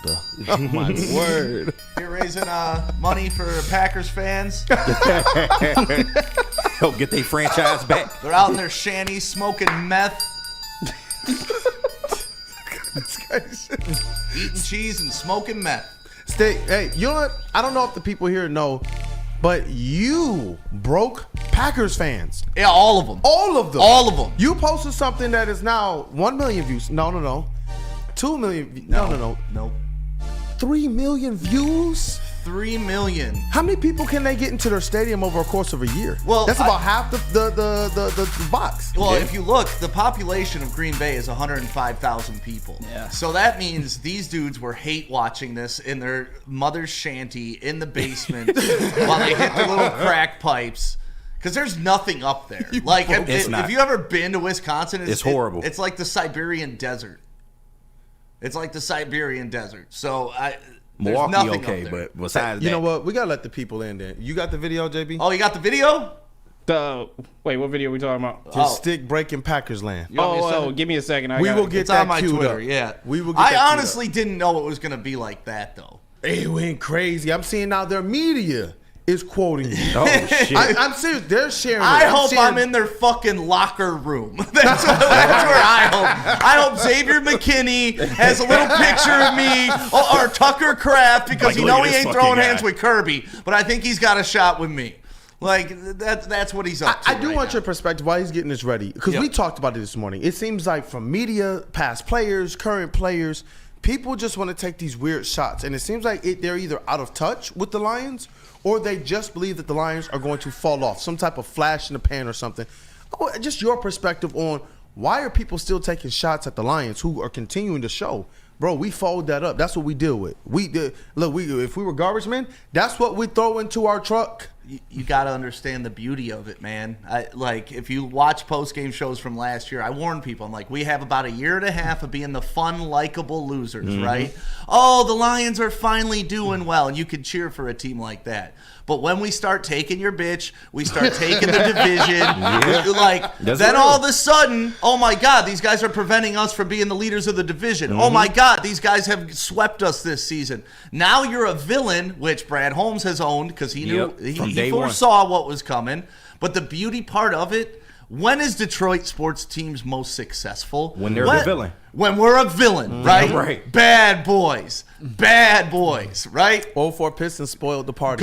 Nobody wanted the Pistons to win. That's why they changed the rules after you did. So it's all coming together, guys. Like this is the prophecy. This is the gospel. It has been spoken. We've learned from this. We evolve into the fucking bad guy, and they all hate us. And we as Detroit understand. We live with this burden. We know this. Yep. Like that's what I don't think these dudes in my chat coming back to me on Twitter, they don't understand. Like, you're not hurting me, you're not affecting me, but I'm clearly in your head. Right. This city's clearly in your team's head. Your coach doesn't know what the fuck's going on. He's trying to be fake Dan Campbell. Like, it's literally, I love it because this is where we need to be, guys. This is the chip you need to carry in order to win a championship. So if it's Detroit versus everybody, which it's always been, it gets even tighter in this foxhole. That's what's so cool about Detroit becoming America's team. Yep. It's because it's on their terms. It's almost like America's like, oh, it's no longer this style. It's now this kind of bad guy villain style. We kind of like that. But when you start beating their ass, you're already seeing it. Oh, Detroit's crime, Detroit murder cat. They start to bring up shit that has nothing to do with the sports teams. That's when you know. We got to show the people what got everybody so hot and bothered. JB Smoove, you got that? Yep. Hey, let's talk about it. I just want to make something clear because I'm seeing a lot of it. There's no such thing as a Packers fan. Let's be honest. It's real easy to be a fan of a team that wins all the time. Your team sucks now. Your coach is a beta. Your quarterback, meh at best. Now we're going to see what it's like for you guys to support a team that doesn't win. 7-1 against the Packers in the last 4 years. 7-1. You are a poverty franchise now. Enjoy your food stamps, Packers. We've been living off them for years being Lions fans. Now that we get to eat, you get to stand out in the cold and watch. Enjoy. Just remember, you're not a real fan because you've only had to root for winning teams. We'll test your fandom now, because they're never winning the North again. I'm fired up. And shout out to Woody, too, bro. Woody the Pup, Big man. shout out. His face at the end, too, was like, we the dogs. Right? I swear he was already on some Green Bay Packers front porch. Woody didn't know what the hell was going on. I was just waiting for my kid at a bus stop, and I was just scrolling through, and I just got pissed at Packer fans, man. Like, how easy is it to sit up on an ivory tower and say I'm a fan? Yeah. Right? Yeah. Oh, you've never had to face adversity. I look at it like somebody who's never been poor, right? They don't know what it's like to have to live paycheck to paycheck. They don't know what it's like to struggle to put meals on the table. So when the poor get rich, they appreciate it a lot more, right? About it. That's the Packers fans to me. Like, how easy would it have been to wake up and be a Packers fan? It's the easiest thing in the world. You've never had to deal with adversity. You're the rich kid. And now the poor kids started a little business. He's on the come up. You're still trying to live off of daddy's stuff from years ago. And now the new guy's on the block punching you in the face, and the rich kid can't stand it. They're spoiled. They're ignorant. They don't know ball. You see all of them trying to say, oh, Jared Goff's knee was down. Technically, according to the rule, after a snap and the knee's down. Like, that's how dumb Packers fans are. They don't even know football. And you know what? I keep getting told they have the greatest fans in the world. There's a 100,000 person waiting list. Did you see Packerville last time the Lions played? It was fucking Honolulu Blue. You don't have fans. They all sold their ticket. And you know what the excuse back is, Kool-Aid?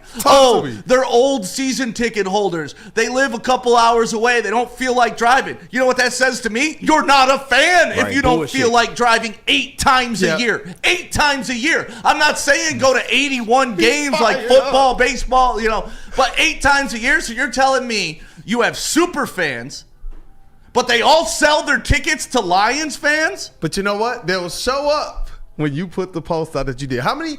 Just give me your stats real quick so people can understand. Y'all saw the video. Now y'all got to understand the magnitude, bro. I mean, as of right now, where are we at? Because these people, dog, I looked at 2.9 million on Twitter. Jesus. Like 10,000 on YouTube, and I forget about Facebook. But Twitter's where it really popped off because these guys took it, they quoted it, they shared it, they loved it, they hated it, they commented on it, they tried to dog me. Like, it was great. So they don't show up to the games. Yeah. But they don't show up to fight you. Yeah. Dude, and that's the funniest thing. Like, the guys that want to fight, this dude can't even fight. It's like, studio is 34915 Woodward Avenue in Birmingham. It's just crazy My how people name's on the Stick. internet just know Come get me.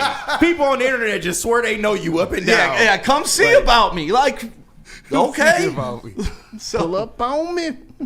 Dog, I love this, man. And just to see the way that everybody broke, it was cool to see when you were kind of getting super fired up. Flannel was just there with this grin, this kind of smile of approval, man. And it was epic to see all of these people. It's like we've broken the Packers, Flannel. Yeah, I mean, fans and team. It's funny because when I see that video and break it down point for point, there's even some things that on a technicality point, because I'm kind of a realist, I disagree with. However, I knew you would. However, I will say this. Seeing the behavior out of their fans on Twitter, I don't blame you because it was embarrassing. It was inexcusable. Well, that's the thing. They're like, oh, act with class. You're new to winning. Yeah, you're new to losing. Get used to it. That's you're not losing with class, are you? Like KG on the way in, you made a great point. Ain't nobody crying for us. Thank you. Nobody felt bad for the Lions, so I'm supposed to feel bad for the Packers. And you posted crying about referees not getting calls right. Fuck you. 50 more years and we're even. Right. Like that's a fact, right? This is just scratching the surface. Oh. No, I don't understand the mentality of Packer fans, certain Vikings fans, players who want to chirp and everything, because from their perspective, you still have a chance to achieve every single goal that's in front of you. But the Lions, as I said earlier, they must be psychological masterminds because they are breaking teams. They are breaking fans. And this isn't the Jacksonville Jaguars. If you're the Packers, you can still do everything that you accomplish, what you wanted to accomplish, but it's going to be made harder because you're going to have to go through the wild card courtesy of the Detroit Lions. And let me tell you about the psychological beauty of that post. It used their success against them. So anytime they flex their success, it's like, yeah, I know. That's why you're a fan. Without that, you're not a fan. Right. So they had no argument back to it because it's factually correct. Without that success, they would not be the fan they are. And that's a word. And that's the thing. We heard this as well with Michigan and Ohio State. Right. Who's got to learn to lose, period. And seeing the Packers just absolutely crash out. JB, if we can get this poll up in the chat before we head to the next segment. And Stick, I'll ask you this too, man. It was funny. Who's crashing out more right now? All right? Packers fans getting swept by the Lions, realizing that the Lions are for real, not just this year, but you're going to have to deal with us for a long time. Yeah. Or Yankees losing Soto? Or Cade Cunningham haters? It's got to be Packers fans. Well, definitely Packers What fans. I endured this weekend, like I had to carry the burden of pissing off a whole state, guys. It was tough. It's got to be Packers. It's definitely Packers. I see some of the videos, and these Yankee fans they're livid. He was always going to leave the Yankees, bro. But the Packers fans, they didn't expect this one bit. You know it's for real. The Yankees fans, they were probably like, okay, when he leaves or if he leaves, I got this already teed up. Because you're right. You heard rumors. You heard things. But when you're talking about this, there is no way. I promise y'all, there's probably more Packers fans who thought they were sweeping us this year than not. And at the very least thought they were splitting. Quarterback, I heard. And they got swept after talking all that The future talk. of the NFC. 206 yards and a touchdown. That was Jordan Love's stats. Brilliant. And that one. Yeah. Brilliant. Hey, but you know who's got great stats? Talk to me. Mark White. Hey! Dreaming of a new home but feeling the financial pinch? Mark White & Associates, your chosen real estate experts, are here to help. Mark White & his team will pay up to $5,000 of your closing costs. That's right. I said $5,000. Call Mark White & Associates today at 248-290-8242 or visit them at markwhitesells.com. Again, call Mark White today at 248-290-8242 to make your dreams come true. And just so you guys know, we are taking calls. So give us a call at 313-552-6322 if you want to talk to us. We got calls, we got what's trending coming up, and we've got mailbags. So I'll see you on the other side. Pick up the phone for Caesars Sportsbook as well too. The official sportsbook of us here at Woodward Sports. Scan that QR code on screen. Use code word Woodward 1000. You can deposit up to $1,000, and all you have to do is place a minimum of a $20 bet, and if it doesn't hit, you know what? They will throw it right back into your account with no questions asked. It's the Caesar Sportsbook, the official sportsbook of us here at Woodward Sports. Make some money today. Feldman Chevrolet, Michigan's #1 Chevy dealer, is kicking off the game with the best prices on all cars, trucks, and SUVs, like this 2024 Silverado for just $296 a month, or this 2025 Equinox for as low as $371 a month. Our locations in Novi, Highland, New Hudson, Livonia, and Lansing means we have the perfect Chevy right in your backyard. Get the home team advantage every day at Feldman Chevrolet, Michigan's #1 Chevy dealer. Love Woodward Sports? Love wearing clothes? Then you should be wearing Woodward Sports clothes. Check out our full line of merch at woodwardsports.com. Just click on shop. We have all your favorite designs, like Dan Campbell kneecaps, Woodward golf, and of course, our own logoed out merchandise. Men, women, infants, kids all love Woodward Sports. Impress your friends. Impress your boss. Impress your dog. Buy Woodward Sports merch today. Get energized for the holidays during the 12 Days of Fitness at Planet Fitness. Now through December 20th, join for $1 down, $15 a month. And recharge this holiday season and beyond in the clean and spacious judgment-free zone, filled with equipment for every workout. Stay motivated with free fitness training and lots more. Celebrate the 12 Days of Fitness at Planet Fitness. Join for $1 down, $15 a month. Hurry, offer ends December 20th. Can't get enough Lions coverage? Make sure you catch all Woodward Sports shows every game day. Wake up with Woodward and Maine, giving you the latest insight into the Lions locker room and press conferences. Then join the Lions pregame show, highlighting key matchups, injuries, and what to watch for during the game. Follow all the ups and downs of the live game action with our Woodward Watch Party live on YouTube and woodwardsports.com. After the game, check out the instant fan and host reactions with the Lions postgame show. Every game, it's wall-to-wall, kneecap-biting, high-fiving, chest-pumping Lions coverage. Hell yeah! Only at Detroit's #1 sports network, Woodward Sports. Woodward Sports, let's go. We already told you Soroki's was taking over Michigan. Check out their new Fenton and Heartland locations today. Don't miss out on their grand opening events in Fenton on December 5th and in Heartland on December 12th from 4 to 8 p.m. Enjoy exclusive giveaways, a chance to win free Soroki's for a year, and the cheapest gas in the state. Come out and enjoy the fun, food, and unbeatable, cannot be beaten deals at Soroki's Crispy Chicken and Pizza. Shit is unbearable. You know what's unbearable is when you're just sitting there and you're looking at the chicken and the biscuits and you're third in line and you just want to be first. I see it just looking for a lifeline and you gave it to me. I mean, that's what it is. I mean, I've been there, especially the one right down the street here on Woodward Avenue. It's every time I walk in there, the lines are full. I see more people there than they are paying for gas, bro. That's facts. So, hey, shout out to Soroki's. And we are back. Shout out to you guys, chat family, as always. The most important part of this thing, we got some super chats that we got to read here. Go ahead and smash that like button to support the WUW Crew. It goes a long, long way for your boys. But Burn, $5 super chat. Just saw a chart of all 12-1 teams, point differential since the merger.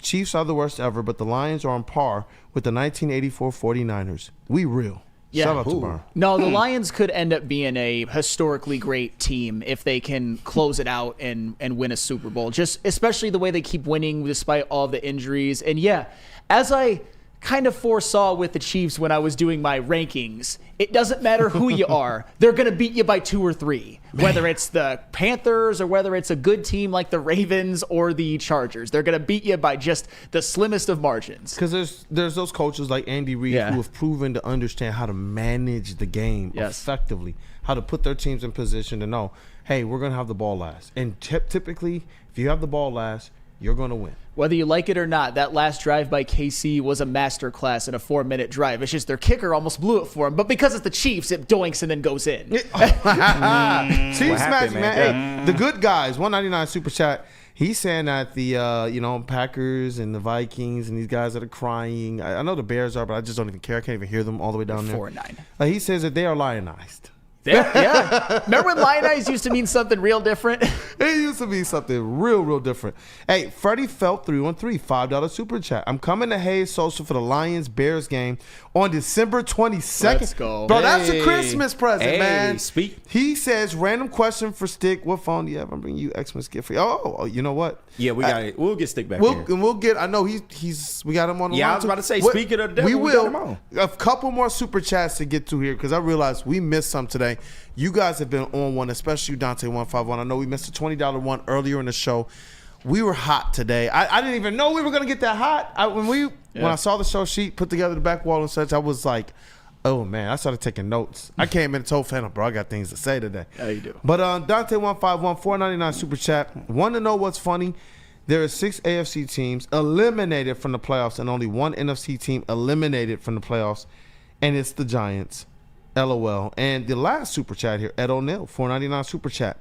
The Lions' magic number is 3. If they win the next 3, they clinch everything with no help. Beautiful. If Philly and Minnesota lose, we can clinch by winning the next 2. Beautiful. That's beautiful. Yes, our chat, I love our chat. I really do. And you know what? Let's get to those phone lines. The phone lines are open, 313-552-6322. Call in right now, get your voice heard. After that, we will have a little short, what's trending. It's a little break from the phone calls of what's trending, but stay on the lines because we have the Feldman Mailbag segment right after that where we will take your chat comments as well as phone calls. Yep. So, you know we got our guy. We got a couple people on, but my guy Freddie Felt called in. Freddie, you on Wake Up Woodward? What's up, my G? What up, though, Freddie? What up, dog? What up, though? Family. How's it going? Chauncey. Hey, Framley, as I say. F-R-A-M-I-L-Y. Framley. Let's go. Hey, dude. Freddie. Do you remember that? Oh, go ahead. No, just thank you for moving the community. Settle time, Oh, boys. always. All day, every day. Yeah. Let's rock, brother. What up, though? You remember? I wanted to start off with, do you guys remember that song by Carl Thomas back in the day? I'm emotional. Yeah. That our divisional rivalries with like the Bears, Vikings, all these Packer fans, all these Viking fans are sounding like late 90s, early 2000 R&B. Like what, Case? I wish I never met her. Dude. That's what all these teams sound like, and it's so gratifying for us because we know we've been down and out our whole life, twice our lifetimes, depending on age. If you're in your 30s, double that. It's been 60 years of us being a joke, minus like 2 years. So the fact that our divisional teams are all in a position that we've been in for a lifetime, they can't even take it for 2 years. We've had to take it our whole lifetime. So spare me with the 90s R&B. Like, go wear a turtleneck and look out at a rainy window. Like, just go do some late 90s R&B stuff, R&B album covers with all the hate, because no one in Detroit cares. We have no sympathy for any of you. Like, we don't care at all. Go ahead. I was just going to say, sometimes it feels like they're trying to make us care, and it's just like, we just don't. You put that so beautifully, Freddie. No, absolutely. And the other thing I wanted to make, too, another point is, I have a lot of people that have been hitting me up over the last 2 years, and, good friends, great friends, co-workers, acquaintances, whoever.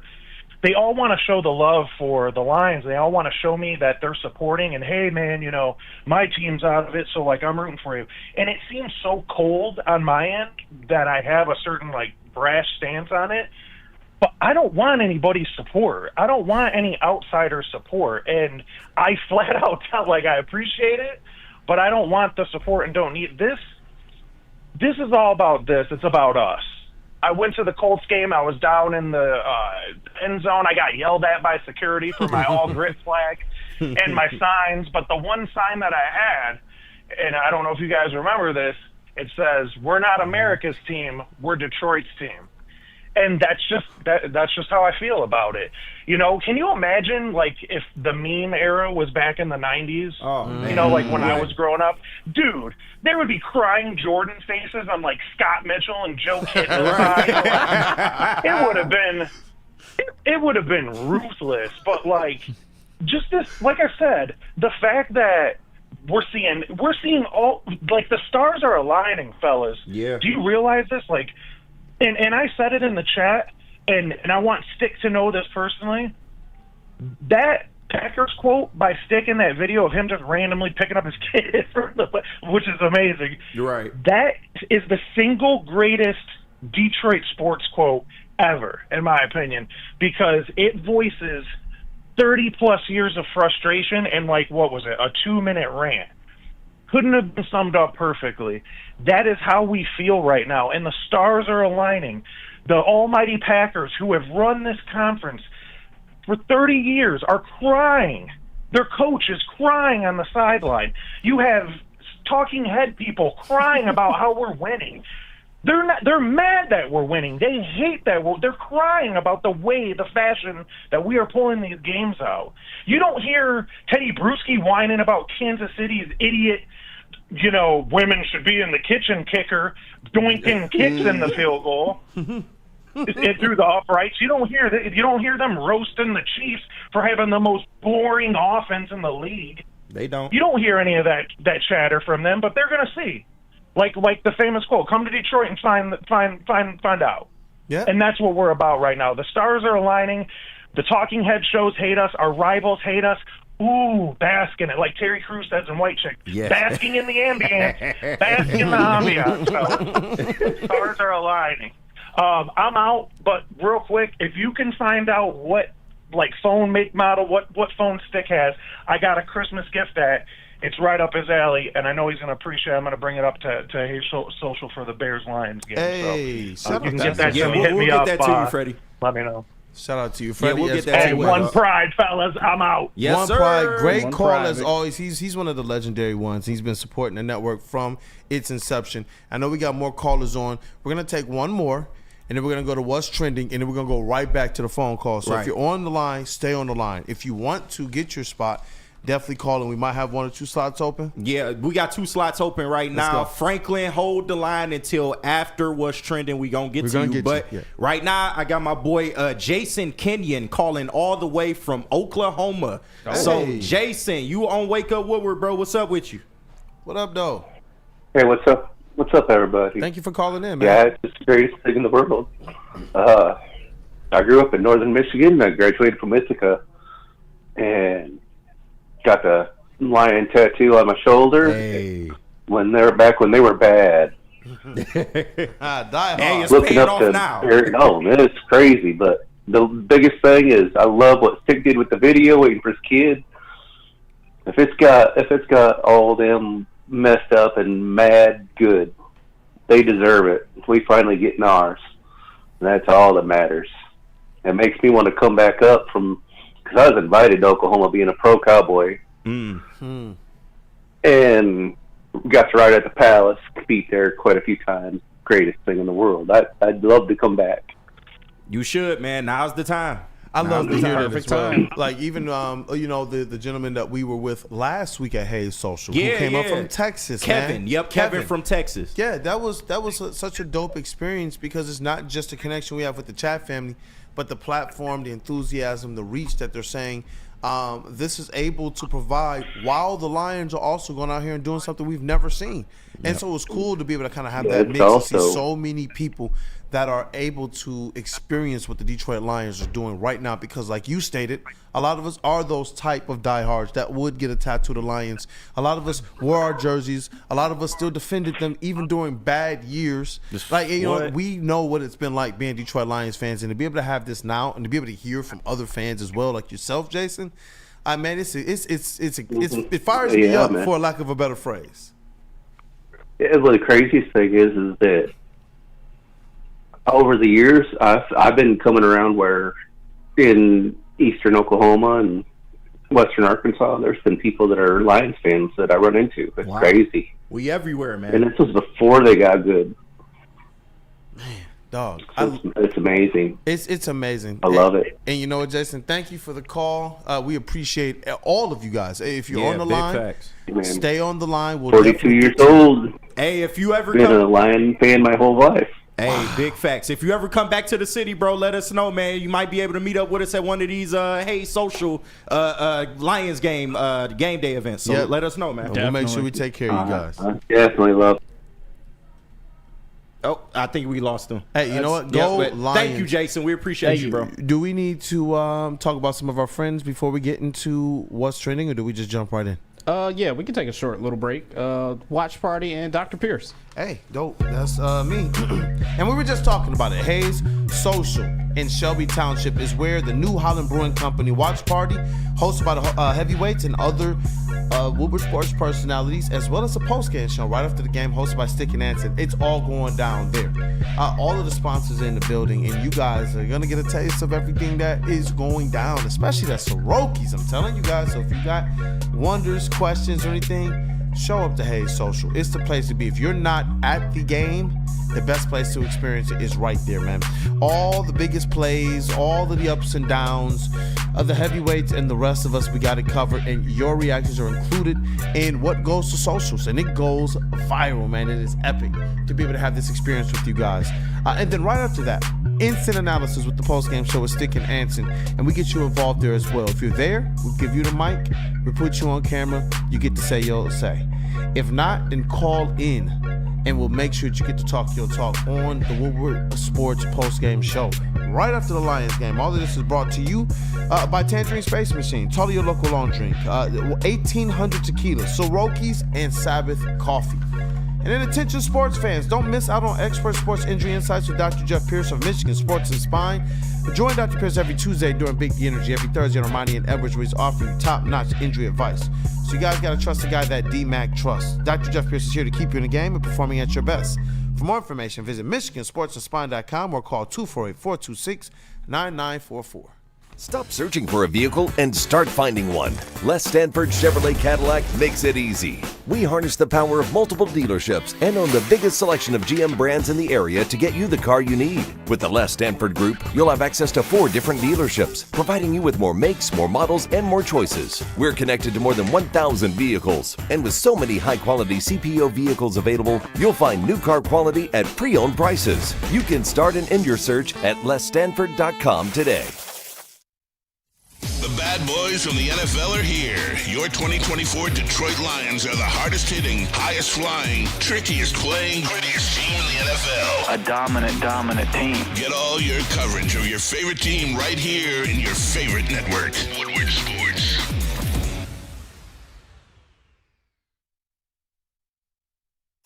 The most talked about Detroit media by other Detroit media, and we love it. It's the Woodward Sports Network.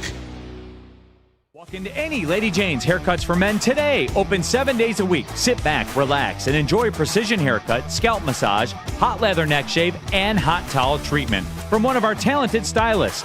Step up your game this season and take advantage of our $20 haircut special. Scan the QR code and get your coupon today. Lady Jane's Haircuts for Men, the ultimate haircut experience. Open 7 days a week. Walk-ins always welcome. Lady Jane's Haircuts for Men. It's wicked awesome. 1800 Tequila, official tequila of Woodward Sports, Lions watch parties, and post-game show. Join 1800 Tequila and Woodward Sports every Lions game live at Hayes Social in Shelby Township and celebrate the wins with Smoove 1800 Tequila. Proud sponsor of your Detroit Lions, 1800 Tequila, the best taste in tequila. Drink responsibly. Hey, and we are back in this Wake Up Woodward. Thank you guys for choosing to kick off the day with the WUW Crew.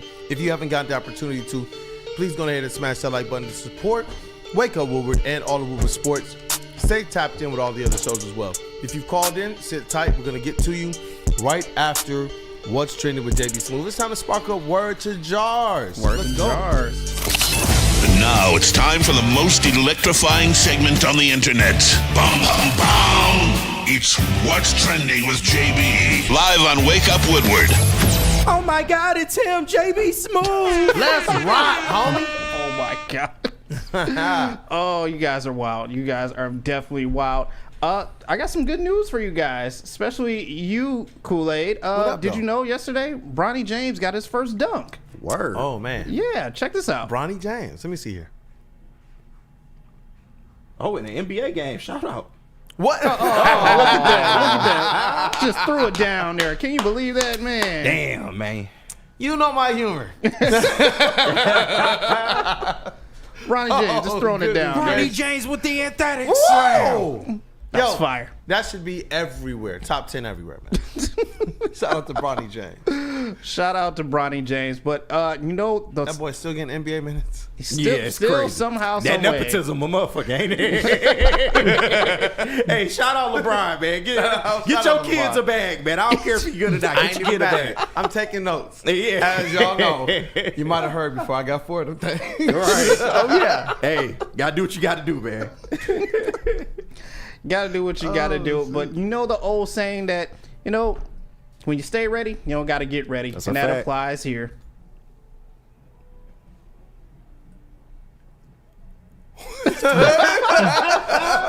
Gotta be ready. You gotta be ready at all times. You never know. Who's my man think gonna bust in through the door? The Joker? What is he doing? Oh shit! It's everybody else standing around like, dog. Like, I can't believe this man's doing this. My man got some good knees. Pause. I say that. Stay Pause. ready so Big you don't pause. have to get ready. Yo. Question for you guys. Do you What guys up, though? know what to do at a wave pool?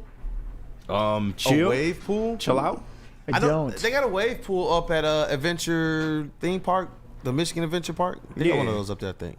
But what up, though? Yeah, well, I'm glad you guys know what to do. Well, this is what not to do at a wave pool. Never stand on these stairs at the lagoon, and this is why. Oh shit. Bow. Oh no! Yeah, the one place you don't want to be in a wave pool is against the wall. You definitely don't want to be against the wall. Shout out to whoever's breaking this down wall, with like against the wall. NFL level coverage right Yeah. now, bro. They got to reverse and fast forward. Like, goodness. God damn.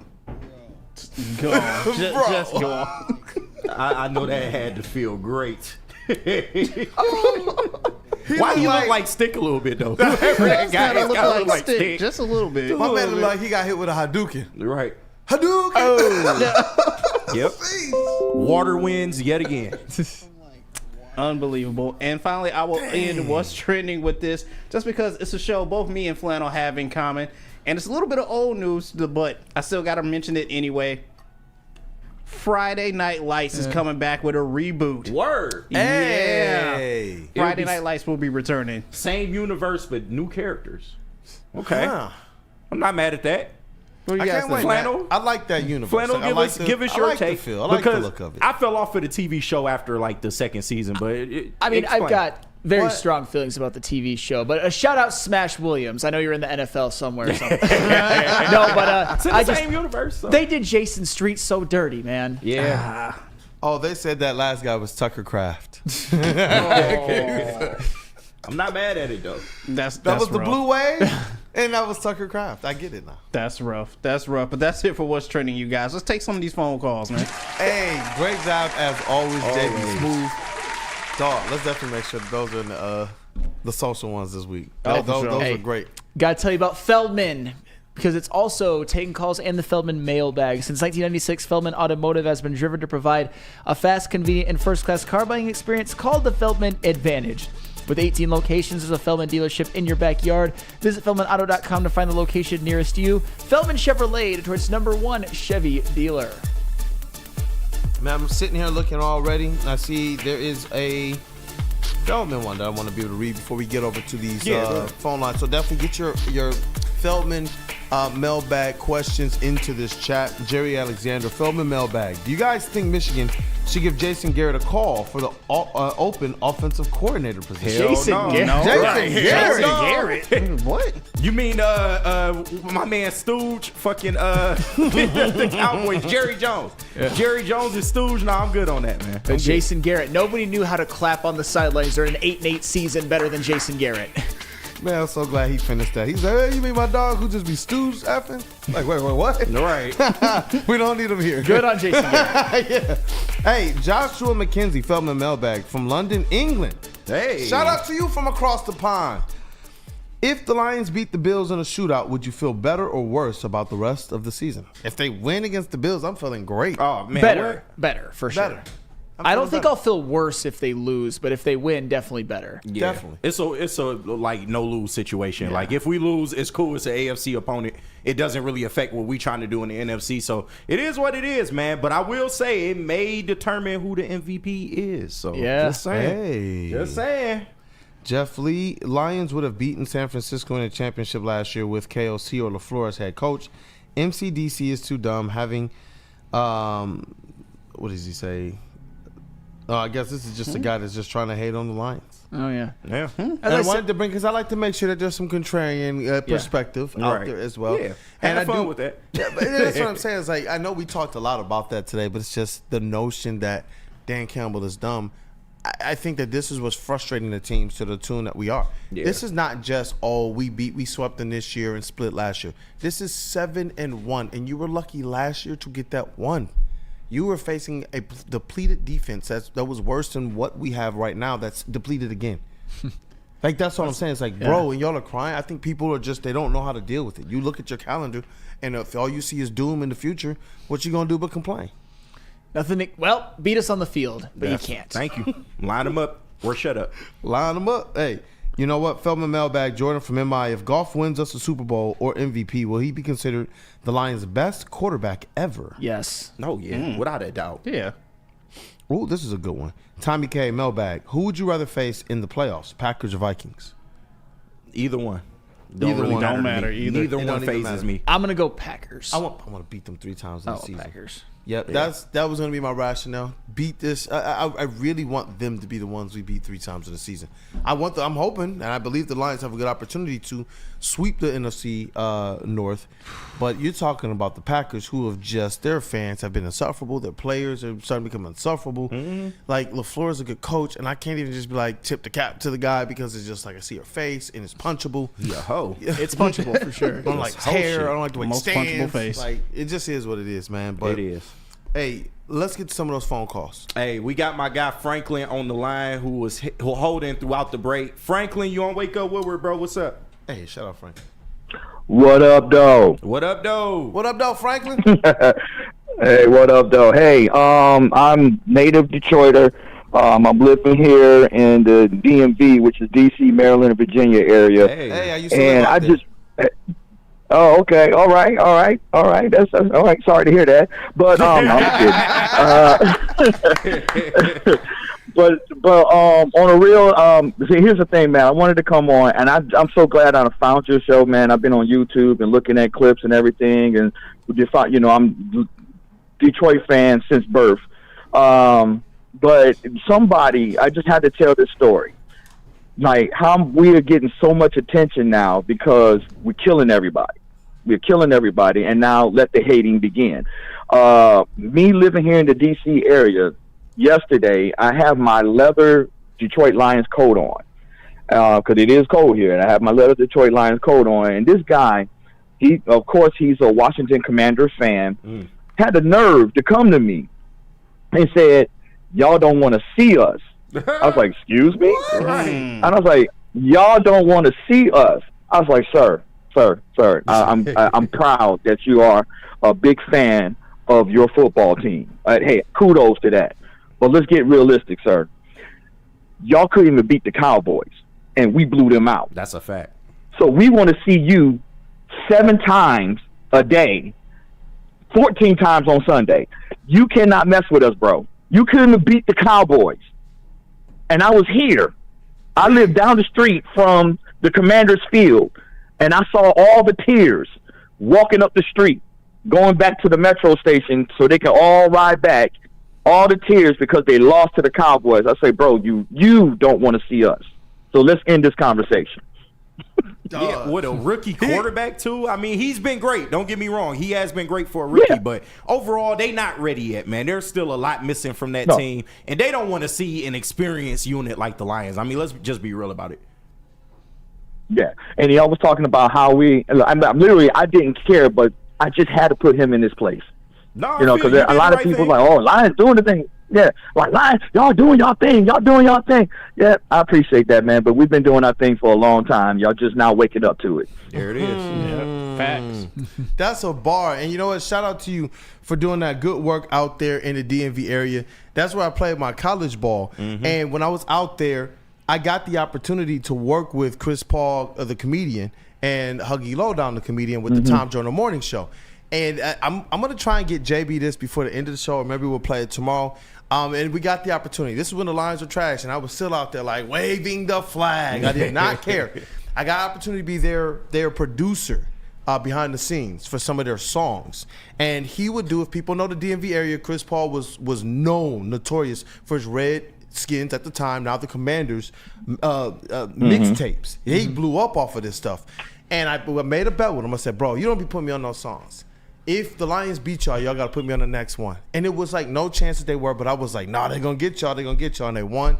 And they put me on the next hook, man. It was dope because I told them, I was like, y'all got to start the monologue talking about how y'all lost to the Lions. Yeah. So it was pretty dope opportunity, man. And I always remember that because being out in the DMV, it feels so good being from Detroit when I was out there, bro. It's just a completely different vibe. Shout out to you, Franklin. Keep holding it down, brother. You know what Thank I'm you, talking fellas, about. man. Thanks for having me on. I know, man. Hey, call Thank you for anytime. having me on, man. Yeah, call anytime, Franklin. We appreciate you, dog. All right, y'all. Big ups. Y'all take care. Hey, we'll take one more. Yeah, we got my man's Kyle Massey on the line. Kyle Massey, you on Wake Up Woodward, bro? What's up? Hey, what up, though? How y'all doing? What up, man? What up, Chilling. though?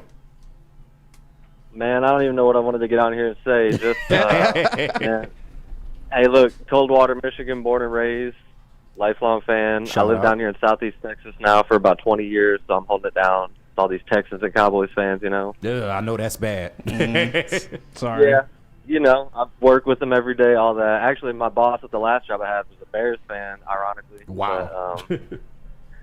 But yeah, shoot, went to the Texans game this year. That was amazing to see in person. Me and my in-laws and my wife, and I brought my kids to that. That was their first game. That was amazing to see.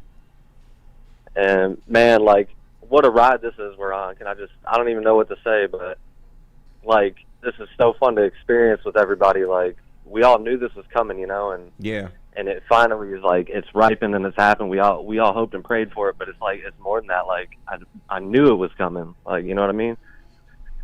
No, big facts, man. For a long time, a lot of us fans thought, like, you know, if they could just at least be a winning team, man. And then, you know, they come in, they reshape the organization from top to bottom. And now it's like it's crazy. Like, I go into every game believing that we will win, and it used to be totally different back in the day, man. Like, the sustainability of what they've built is absolutely amazing. And no matter what you feel about the team or whether you're an SOL guy or not, we need to enjoy this ride because what we are doing right now is absolutely special. And we all know how this has to end, but we need to enjoy the ride up until that. Never been SOL, but I mean, I gotta agree with Franklin, man. Like we always been about that shit. You know what I mean? Like, Oh yeah, big facts. and man, it's just it's been a blast. I've been listening to y'all for a couple of years now, and man, it's it ain't going away anytime soon. You know what I mean? Like, yeah, shit ain't changing. Hey, I like that, man. Kyle is preaching, man. The callers have been on fire, man. Thank you guys for the calls. Do we have anybody else on the line? No, that's it. Hey, we that's overtime it. anyway. So Yeah. hey, appreciate you, Kyle. Yes, sir. Thank y'all, man. Have a good day. Yes, sir. Thank Call you, in Kyle. anytime, Brody. All right. Hey, shout out to the people, man. And just before we wrap up, make sure there ain't no more mailbag. I think there might have been one more that I missed. Jason Kenyon mailbag. Screw Brewski's take. Rex Ryan is a great coach and says Dan Big Stones Campbell is one of the smartest coaches in the league. Shout out Rex Ryan. Shout out Rex shout Ryan. out. I think that is more than appropriate. And definitely tomorrow, I'll have that song, man. I will. I found it. I'm gonna definitely have it because there was a couple nice ones that we did, and I got to sneak in like some Lions love. I don't even know if they know it to this day. Ooh, Little bars and stuff I put in the hook, but hey, is that a show? that's a show. I think it is. Hey, that's clean. That's clean. Flannel, you've been at home practicing that in-game pass, huh? You know, sometimes when I have a couple minutes to myself, I just like, gotta, Just, these are like, Hey, and you know what? Chat family today, you guys are on one, smashing that like button. If you didn't get the opportunity to, definitely going to hit that like button before the show ends and stay tapped in with the rest of Woodward Sports today. Big D Energy right after our show. Ermanni and Edwards, and then the heavyweights. But this one, man, thank you guys. We got things jumping in a big way to start the day, to start the week. And the Lions, we're going to get a lot more into the game that they have ahead. You guys might have heard. It's a pretty big game. Big game. Hey, but let's get this broken down. Shout out to our brother Matthew Broder. Shout out to that dude Justin. Shout out to Cavassier Chase as well. All part of the WUW Crew. We appreciate what you guys do for the show as well as the network. And the Elite Booth. Hey, in the sound booth, we got Detroit's #1 draft pick. That is AKA Black Hollywood, KG. What up, though, brother? Hey, you know what it is, man. We done did it again, man. Glad to be back with my guys. So shout out to everybody in the chat. You know we love you, man. Haters alike, we love y'all too. All the Packers fans jumping in our chat, we love y'all too, man. Keep the hits coming, bro. But hey, you know, we do this shit, man. Let's keep it rolling. Shout out to Greg Allspa. He said, great job, guys. You're the best. Thank you, man. I promise you when I say this, y'all are the best. Woodward Sports MVP is also the best. That's JB Smoove in the TD booth. What up, though, brother? I just want to give a big thank you to all the teams out there. I'm just letting us live so rent-free in your guys' heads. Just all this season. We appreciate you guys. Just know that. We appreciate all you guys. But, hey, stay tapped into the rest of the shows that we got on the network. As you said, Big D Energy coming up soon. Ermanni and Edwards. And also the heavyweights. Stars are dropping by the heavyweights every single night. Like, I don't even know what star they're about to have next. I seen Brandon T. Jackson was on there last week. Hey, like, shout out. What's going on? Like, where was I at? That's epic, bro. Like, and that's what's awesome is seeing them as one of the more longer tenured shows on the network and their consistency. That to me is why we're seeing these types of dividends being paid for them right now. It's a testament to hard work, consistency, man, and just crushing everything you do. That's what I know about these guys here in this crew. Especially this guy here, man. The vet of the squad, the vet of the network, that's Flannel Sam. I've seen this guy be prepared and prepare for his preparation for going on almost how many years? 3.5? Yeah, about 3, Yeah, that's this guy right here, man. I'm talking about going from the back room to this desk. One of the most consistent, man. That's why we say the vet of the squad, vet of the network. Just saw him come in and just stay consistent through this thing. Want to make sure you get your flowers and that people know who don't know. Red Wings correspondent, all sports knower, and lover of all things Go Blue. That's Big Musket. Hey. Big Musket. Bang, bang. Hey, what a weekend of football we had with no Lions. It was certainly fun, and some things became a little bit more clear and became less clear at the same time. But Red Wings and Pistons, go get yourself some wins tonight, especially the Red Wings. Good Lord. Goodness gracious, they need it. Hey, it's your boy Brandon Dan K. Detroit Kool-Aid, your credentialed Pistons reporter and writer for the network. And I appreciate that, man. I just want to be able to cover one playoff team. I am hoping I get it this season, man. And right now, they're still in that positioning. They do have a game Thursday, that is, coming up this week. I don't know why I thought it was tonight. They got the NBA Cup. You know what? I want them to have a game Did I say tonight? Yeah, I thought it was tonight. Yeah, listen, that's what happens when they win it. We want to see them more. Yeah. Keep it up, and I know they want it. It's awesome to see these guys in the locker room, dog. Cade, you know what he said in the locker room? And it sounded like the voice of new athletic beat writer Hunter Patterson, who, shout out to him. Shout out to him, man. He's new here. He is from the Bay Area. Has no family, no friends in this area. Wow. Is looking forward to this job. He's moved here. He's going to be a part of Detroit. Same thing with Cody Davis. And these guys, man, shout out to them. But he got to ask Cade a question after, and it was like, hey, did you feel like you could just have anything you wanted? He said, yeah, I feel like I could have my way. That's what I'm saying. Like, this is a completely different team right now. 10 and 15, probably should be above 500 right now because they cost themselves. But at worst, this is what I expect, and at best, I think the league is going to find out this is a squad that is building for long-term sustainability, not just cute seasons anymore. Yes, they are. Hey, I think that's the show. Wake up, Woodward. Thank you guys, chat family, as always, for kicking off the day with your crew. Stay tapped in and have a blessed day. It's been one. You already know the slogan, doing the most good. Out here for the celebrity bell ringing event. Hey, talk to the people real quick, man. Hey, man, let's go. We're at Troy, Hollywood Market. I'm up and down the cereal aisles right now. Come and see me. We are at Maple and Coolidge. We're here till noon. Please come on out. Hey, $20 in here, it turns into $100. Right there. Absolutely. That's right. Let's go. Absolutely. We got Pete. We got Chase. We got me. We got Kool-Aid. Let's go. Pistons, Knicks tonight.